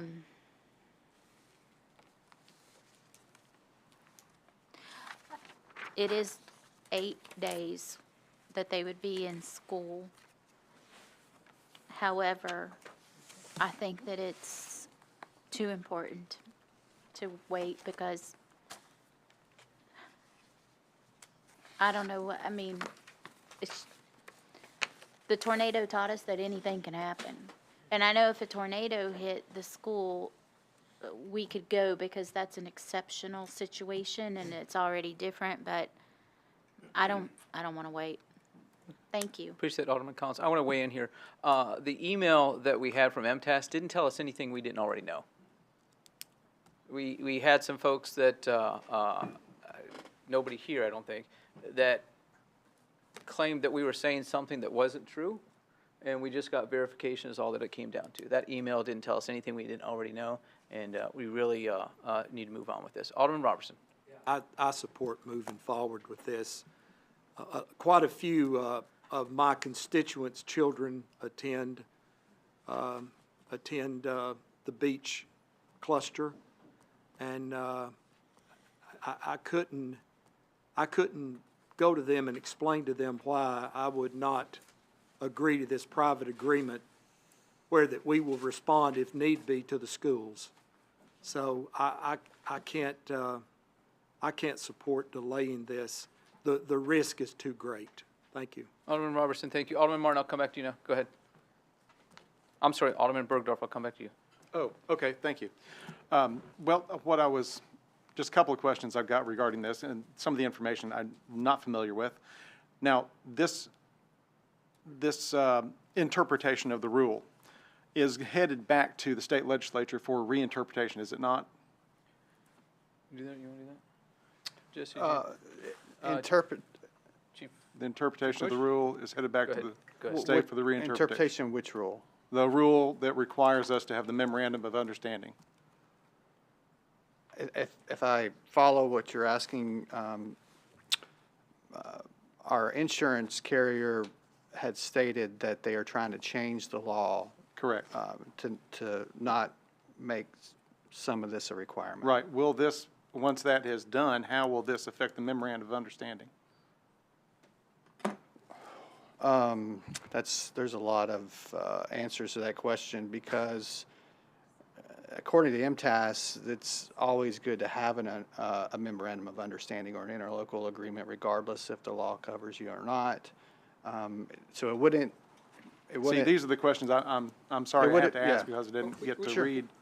It would if they change the law, it wouldn't per se do anything to the memorandum of understanding. It would still be in effect. Would the memorandum of understanding still be in place? And would the new law override, or the new interpretation of the law, making the memorandum of understanding negligent or unnecessary? I haven't seen any, I don't know if there is a new law or what the new law would say. And we're also talking about speculation at this point anyway. Yeah, but I don't know what it could say to override the memorandum of understanding. But So I don't know. We just don't know. Right. Okay, all right, thank you. Yes, sir. Alderman Bergdorf, thank you. Alderman Sassy. Thank you, Mayor. I just wanted to make sure I was reading this correctly. In number 1, it says the city will automatically be dispatched to emergency calls. Does that mean that every emergency call, like, a fire alarm is triggered by a child is going to be, we're going to dispatch our officers to go to that call even if the local volunteer fire department is dispatched and on scene anyways? Alderman Dixon. I'm sorry, Alderman Goodwin. We can get Chief Bush, but there are certain call types. On the schools, we will, do you want to tell them? Yeah. And I do need to make differentiation that I've had to make a couple times, is that a call doesn't mean that we will respond. So when we get a call, does We not have mean we certain call respond. types we will go on. I could, if we open this up, I can explain all of this. But I can't at this point, No, correct? no, you're Yeah. fine, go ahead. Because, With the- there's no amendment. Let me just bring you up to speed. The reason that there is an urgency for this is in the past 4 years and 11 months, there have been 136 calls 135, excuse me, that have been toned out to Shackle Island that were not answered that Hendersonville went on. Chief Bush can enlighten us on that. So the urgency for the calls to go to the schools is to make sure that they have a response to the schools in case Shackle Island cannot respond. Alderman Sassy. Yeah, I understand that, but it says the city will be automatically dispatched to emergency calls for fire department services. It doesn't say after the volunteer fire department hasn't responded. For the schools, we are requesting with this that we will, when it is toned out, Hendersonville will be on that first tone to go out so that we are not getting the call 6 minutes, however long it is, they will be notified first to get out there. Alderman Sassy. Okay, so that does confirm my suspicion on that number one there. So this is, Chief Bush, this is a question for you then. How many calls do we get to Beach Elementary School, Beach High School? Uh-oh. Hold on.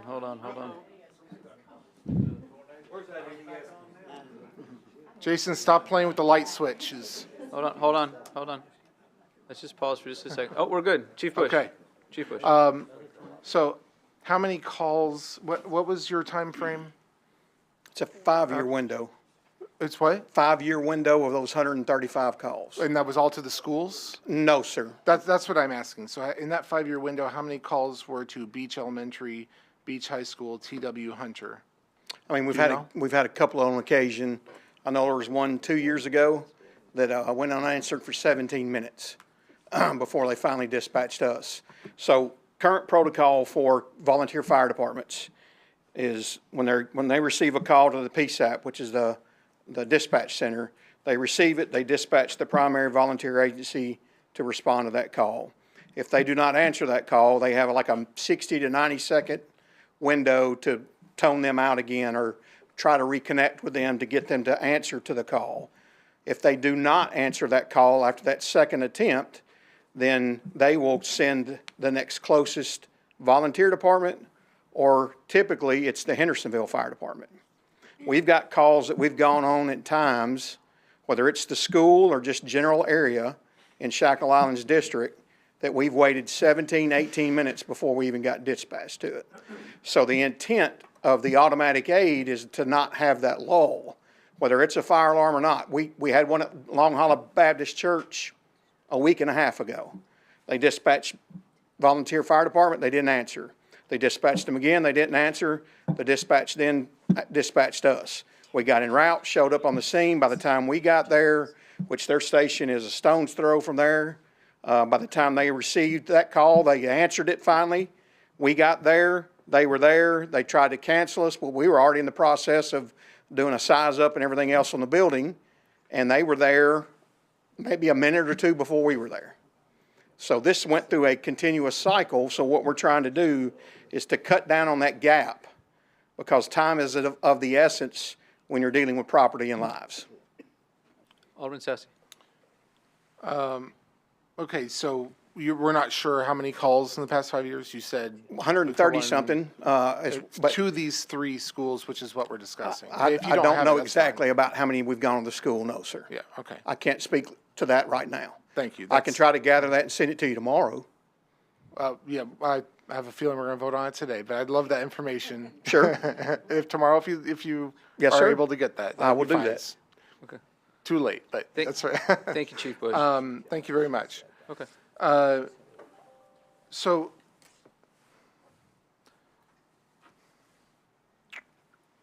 let me think on this. That's all for now. Any other discussion? Okay. So we're on Resolution 2023-54. This is a resolution authorizing the mayor to enter into a memorandum of understanding with San Bernardino County Schools for city fire department services. All those in favor, please press the green button. Those opposed, press the red one. So that passes 11-1. Alderman Bergdorf voting against. Those in favor, Alderman Skidmore, Peterson, Martin, Sassy, Dixon, Goodwin, Garten, Collins, Waters, and Robertson, and myself. That passed with a majority vote. Thank you all. Now we're on to the appointment of Charles Travis to the Deer Herd Monitoring Committee. We have a motion from Alderman Robertson, a second from Alderman Peterson. All those in favor, please say aye. Aye. Those opposed, please say no. That passes unanimously. We already dealt with item number 6, so now we're on to brief committee reports. General Committee, Chairman Peterson. Oh, Chairman Peterson, it'd help if I turn on your microphone. Thank you, Mayor. General Committee met tonight, and one of the items on the agenda was Ordinance 2023-26. It's 800 pages long, and I would love to discuss it, but I think Jason Gallo can explain that better for us in case anyone has questions, and if I may ask him to give our report tonight. I'm not sure 800 pages would make a good bedtime story, but General Committee met tonight. We did have a full house. We discussed Ordinance 2326. That's the amendment zoning the city of Hendersonville and the accompanying zoning maps for the Westlake. So during that, Mayor Clary read the changes from page 10 of the staff report. That's part of that 800 pages. Primarily regarding zoning updates on Walton Ferry Road and Sanders Ferry Road. The ordinance will go before BOMA at the first reading in January, and citizen comments remain open. We also discussed Ordinance 2327. That's an ordinance amending the Hendersonville Municipal Code and updating it with new International Energy Conservation Code. During other business, Mayor Clary briefly spoke on some items that were brought up at the last BOMA meeting and made some statements, just some corrections that needed to be stated. Beyond that, that was the duration of the meeting. It lasted until 6:45. So that's all that was there. Jason, Alderman Peterson, any questions for Alderman Peterson or for Jason? Yeah, what were the changes to the Westlake that were made? You know, It's in the staff report. Yeah, I mean, it's pretty extensive. I'm not fully versed in the planning side of it, so. I thought Mayor Cleary had an amendment, a couple of tweaks that were made. No, there wasn't any amendment. I changed the whole thing, and it's in your staff report, page 2. Yep. Thank you, Jason. Yep. Thank you. Public Safety, Chairman Goodwin. We had a productive meeting. The main thing on our agenda was the memorandum of understanding.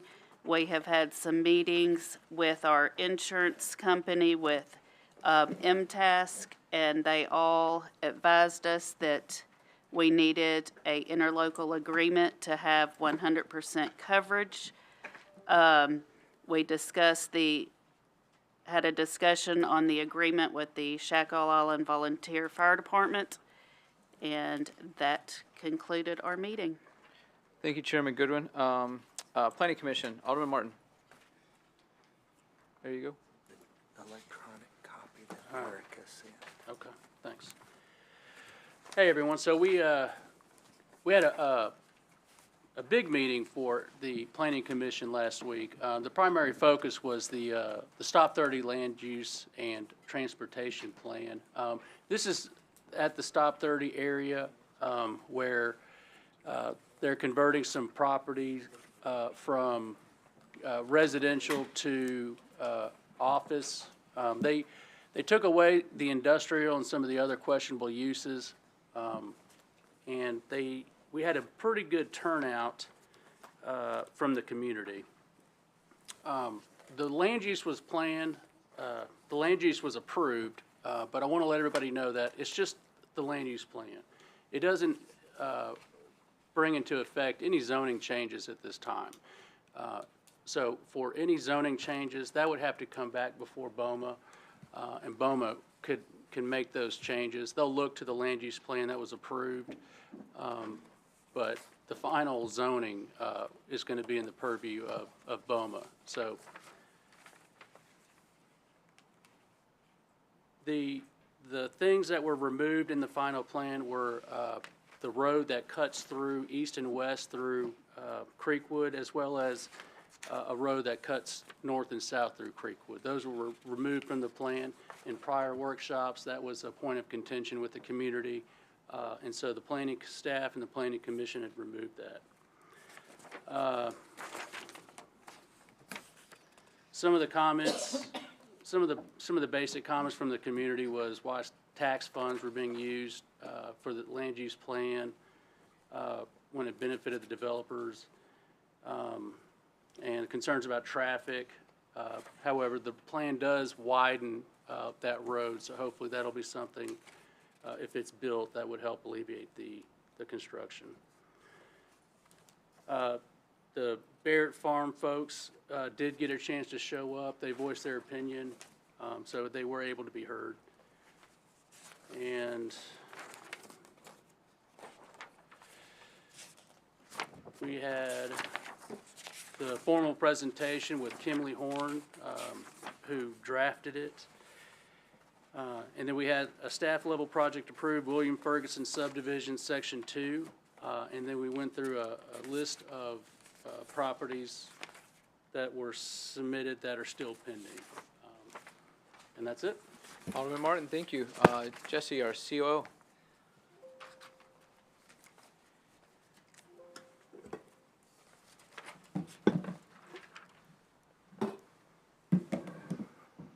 This is from Brent Baker, who was just here. I'm sitting in our control room, and the crews are turning on the lines on Main Street. You should have a lot of customers' power being restored now. So that's great news. Great to have those guys out. If you guys are watching, thank you very much. And just a minute ago, I got a text from Jack Baxter, who was also the other gentleman here, saying they've already picked up 600 customers. Nice. From main lines being energized. So great news. Thank you guys. NES has been a huge help out here.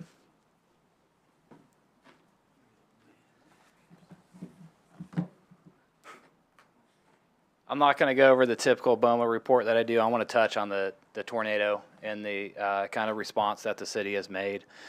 First of all, I want to thank the mayor for not just leaving us to figure this out on our own, and for BOMA for your guys' support and coming alongside us to figure out how to best deal with this. And I just especially want to thank Jamie for his leadership and helping us get through this. So I'm just going to go and touch on what every department is doing. And what you will see is that every department has had a role in this, even planning department. You would think, what would planning department have as far as a role goes in a tornado? But you'll see from this. So I don't want it to be dry, but I do want to highlight everything that we are doing. So this is from the building codes. They were out on Sunday, and they were performing tornado disaster response assessments in coordination with the fire department and with TEMA. So they evaluated 72 structures, 6 residential structures, and 19 commercial structures were deemed unsafe, uninhabitable. So they posted signs. So we had all our inspectors coming out and looking at structural damage and posting signs at the places that were unsafe to enter. So Codes has been doing that. And just so everyone knows, if your power is out and you need a permit to hook your power back up, our Codes is performing those free of charge for everyone who's been affected by the tornado. So don't worry about the fee for the permit. But NES does require an inspection by the city inspectors before they hook up power to make sure it's safe. Admin services, I think the linchpin for everything we're doing right now is our PIO. So Casey has been working tirelessly to put information out, coordinate. You saw the cleanup effort that's going on today, and all the information that we push out. Casey is coordinating a lot of that. That volunteer cleanup that's happening this week, and a lot of that's been coordinated by Casey. IT is continuing to make sure that we're connected for our data needs across the parks, city employees, Station 6. So we had some issues with some of these utility lines that were down that feed our internet. So they've been working on that. And they put a survey map together that our Codes and our fire department can use to go out to assess all these properties. So that was was instrumental in getting our codes and our fire linked up. Fire, Chief Bush is here. He has been working a lot of long hours too. They are instrumental to the command center that we initiated right away. They were obviously on high alert. They brought in overtime resources.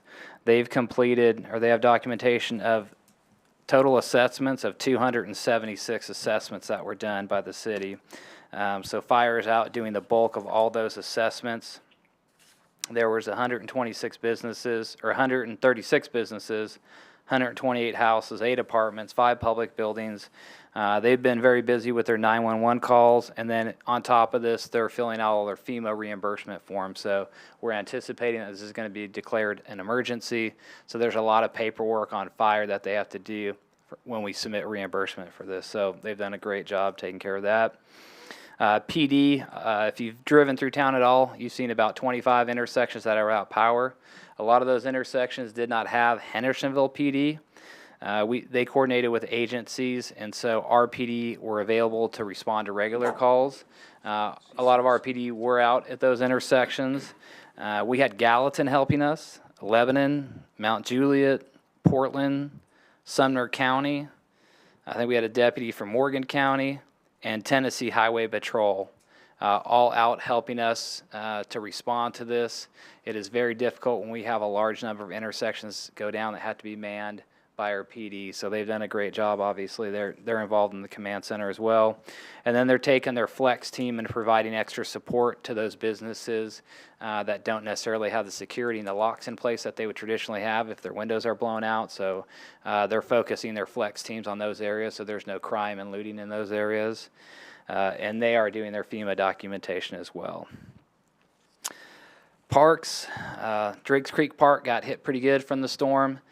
So they spent many of their days and over the weekend cleaning up a lot of trees that were there.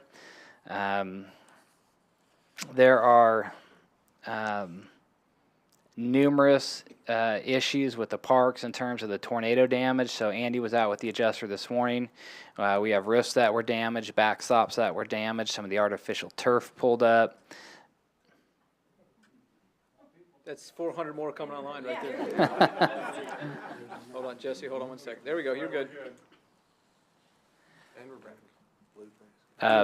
They are busy gathering quotes, and so they're just extremely busy. The tornado came right through Drakes Creek Park. Andy had the guys out there over the weekend. They're putting assessments together, so they're working really hard. They've done a great job staying on top of that. We are having a commercial crew come into our parks tomorrow to pick up a lot of those limbs, and then when we have the volunteer cleanup on Saturday, we'll probably take some of the Civitan groups and focus them just on the parks for cleanup in the parks.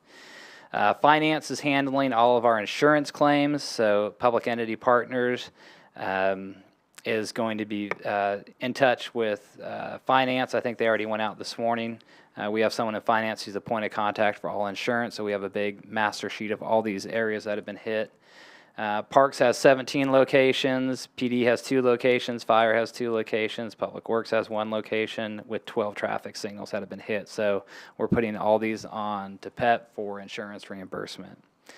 Public Works is probably one of the most visible as this continues because we have multiple limb crews out. We had some damage here at City Hall, so we had some air conditioners that ripped off and some gas leaks.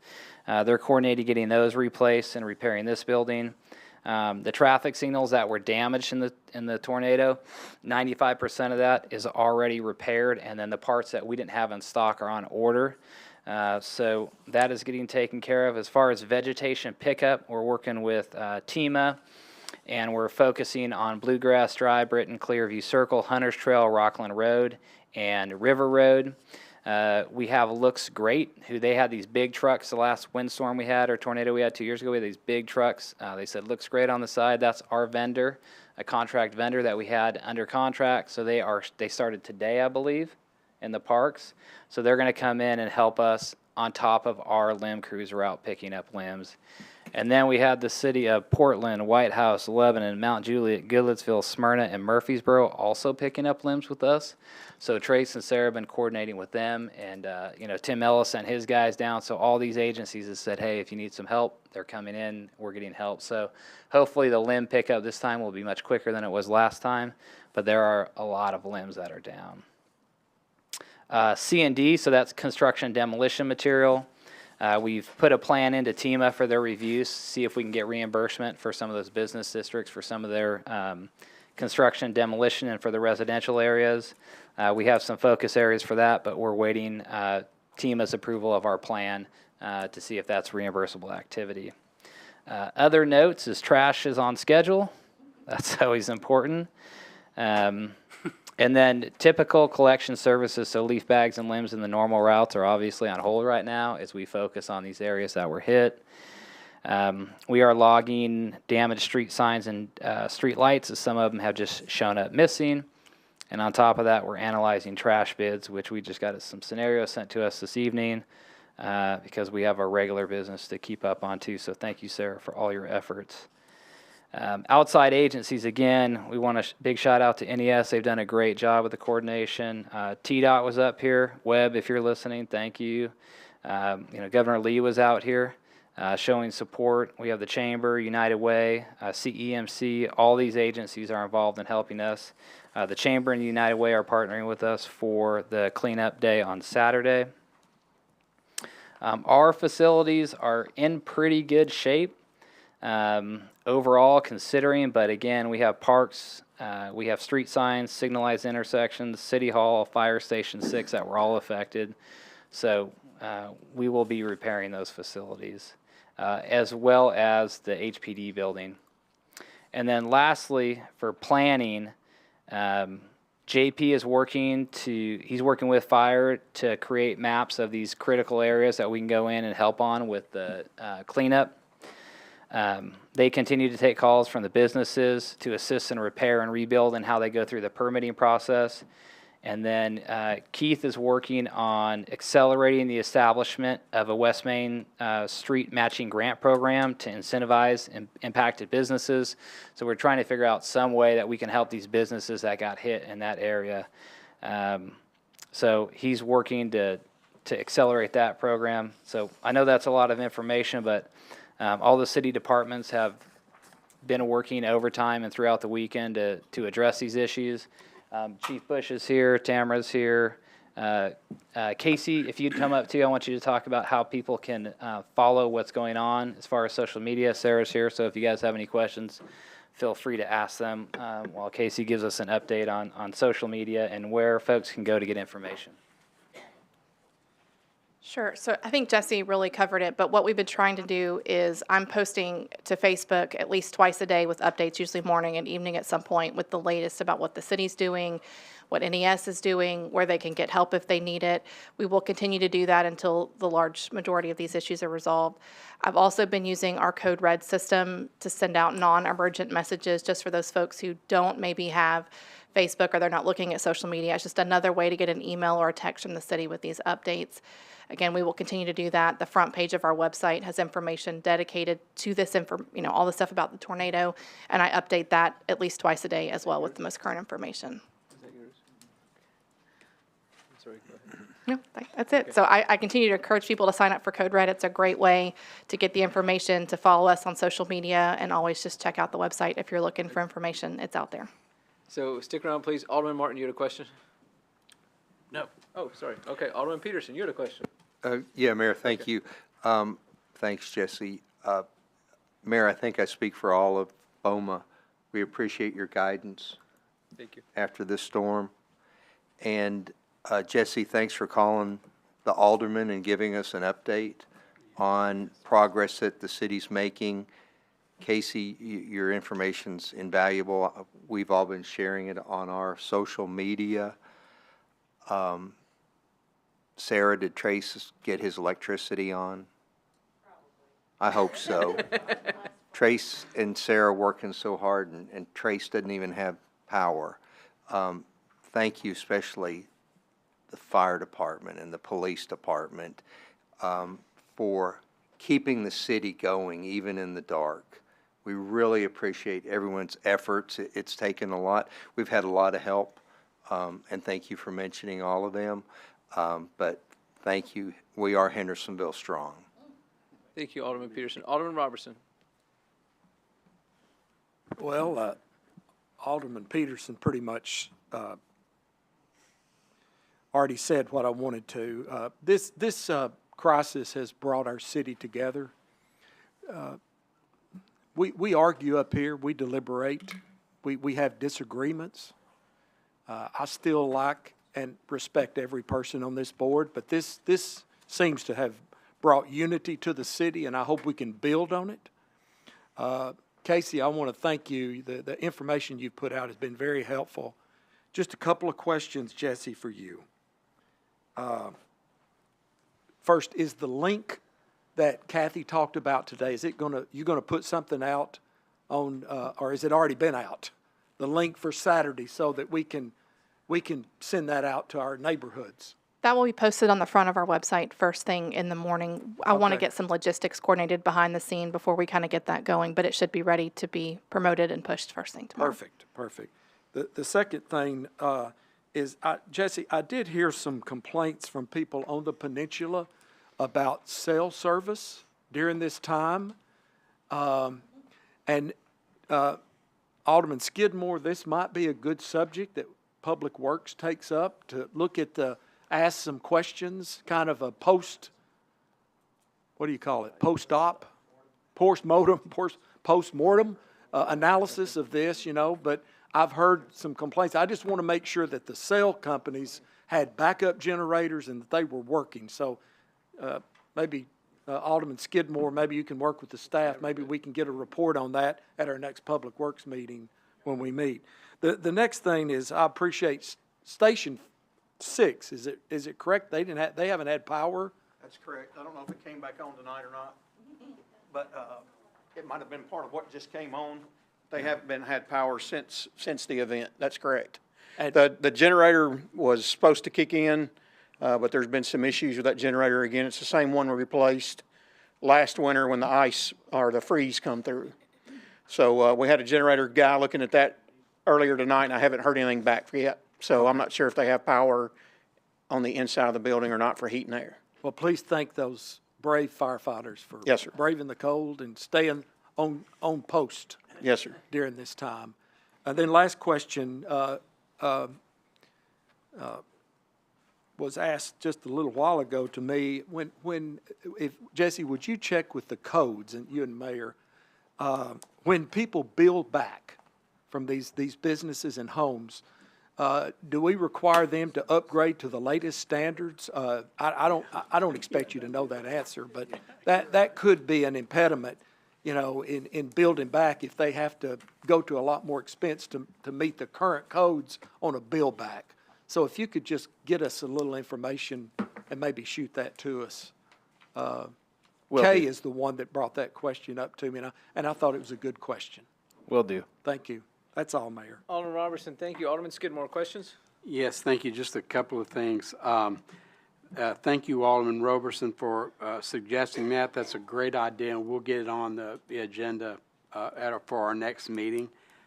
We may have a meeting just strictly for garbage, but we'll put it on our next general meeting, which I'm going to get with Sarah. And then speaking of Sarah, you asked if we had any questions or comments. Sarah, could you come up to the table for just a second? And thank you, Jesse, for all your hard work on this. Sarah, I just want you to know how much that I appreciate you and all the Public Works employees that in their efforts during this time. Like all of us aldermen, we were all out in it, and we weren't rubbernecking. We were there seeing where our districts were in problems. And everywhere I went, I saw Public Works people working. And it makes me feel good as the chairman of the Public Works. And I want you to express to them my feeling toward that on behalf of, and I haven't told any of the committee, but as a committee, we say thank you for the hard efforts because, your efforts make us look good. And what's the old saying? You're as only good as your, what is it? You're only as good as your worst problem or whatever it is. So my point is, thank you for that. And y'all keep up the good work, and then I want to get with you before you leave to talk about a special call meeting about our trash. And I do want to say thank you to the trash people, because although our electricity was out, they were picking up trash. And so I appreciate that. And so that's, I just wanted to let you know that, and it comes from our heart on that. I'll let staff know. Okay, thank you. Alderman Skidmore, thank you. One thing, Oh, Mayor, I sorry. want to say a bit of thanks, gratitude to you, because I've got to tell you, I was thinking the other night at about 4:30 in the morning while we didn't have electricity, and I was thinking about the floods we've been through in Hendersonville. We've had the floods. We've had 2 tornadoes, and then we had the huge winds that, wreaked havoc on all of Hendersonville. And I was questioning at first. I said, well, why hadn't we heard from the mayor? And my phone started working, and as soon as it did, there you came right up with your messages. So I want to thank you for all your efforts, because it's truly noted. And I let everybody know, how hard you worked on this. And, it makes me feel good when I know you're concerned. I know you're concerned about Hendersonville, but not only are you concerned of it, it's your love that you have for this city. Thank you. And I appreciate that work. I really, really do. So I want to let you know that. And it comes from my heart to do that. And I want to let the fire and the police, because I know you all worked your rear ends off, and I appreciate it, because they were flying up and down our Main Street, getting from one thing to another. So I do want to appreciate that. And Jesse and Casey, I want to thank you too. And then finally, Mayor, and then I'll be quiet. I appreciated the contact between the aldermen, how we all spoke to each other. It was really refreshing to see that, because we've never really done that before, and it just made me feel good, when I'm sitting there getting texts from some of the aldermen, and it made me feel good to be an alderman, to make sure that you all, number one, was safe. Jana, I wish you guys the best, and I hope it all works out, whatever you've got going on, for your home. And I'm just glad you made it safe, and I'm glad we all made it up here. And I appreciate it, and I want everybody to have a Merry, Merry Christmas. All right, thank you, Mayor. Alderman Skidmore, thank you. Alderman Bergdorf, I had you next. Did I inadvertently turn off your microphone? No, I didn't inadvertently turn it off. Okay. This guy's carrying my water for me. I don't know. Thank you, Alderman Skidmore. Alderman Waters, thank you, Alderman Bergdorf. Can I make a motion to adjourn? Well, we have another item on the agenda. Come back to me, will you? I'll be fast. There's 5 things I want to mention to you. One is that 2 weeks ago I mentioned a situation about a code citation. We did not have a citation in that situation. I apologize for making that mistake. We had a letter that was sent, was all that it was. And so I apologize that, and by email I apologize to that person. Second thing is that unfortunately I have disaster recovery experience, and y'all are getting disaster recovery experience. We're learning from this, and to me it's similar to something that Bill Lee said. Very often there are things that we go through that we don't want, that we didn't seek, but they make us stronger. Another item, Trace has a broken leg. I don't know if you all have seen that. Trace has a broken leg and he is on crutches. So not only is he doing his best, he is doing his best on crutches, which I think is pretty phenomenal. Never have I, it's a different subject, never have I been excited, certainly not more excited, to have a state trooper standing next to my car as I was the other day. Pulled up at Gallatin Road at Indian Lake Boulevard, and there were 2 state troopers standing about 10 feet away from my car, and I thought, boy, I'm excited about this, I'm happy about this, and that has never, ever happened in my life. But they were there directing traffic, and I appreciate them very much.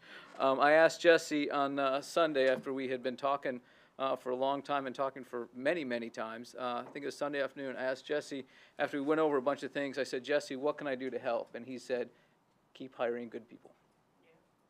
And we've been doing that. Alderman Waters, did you have a motion?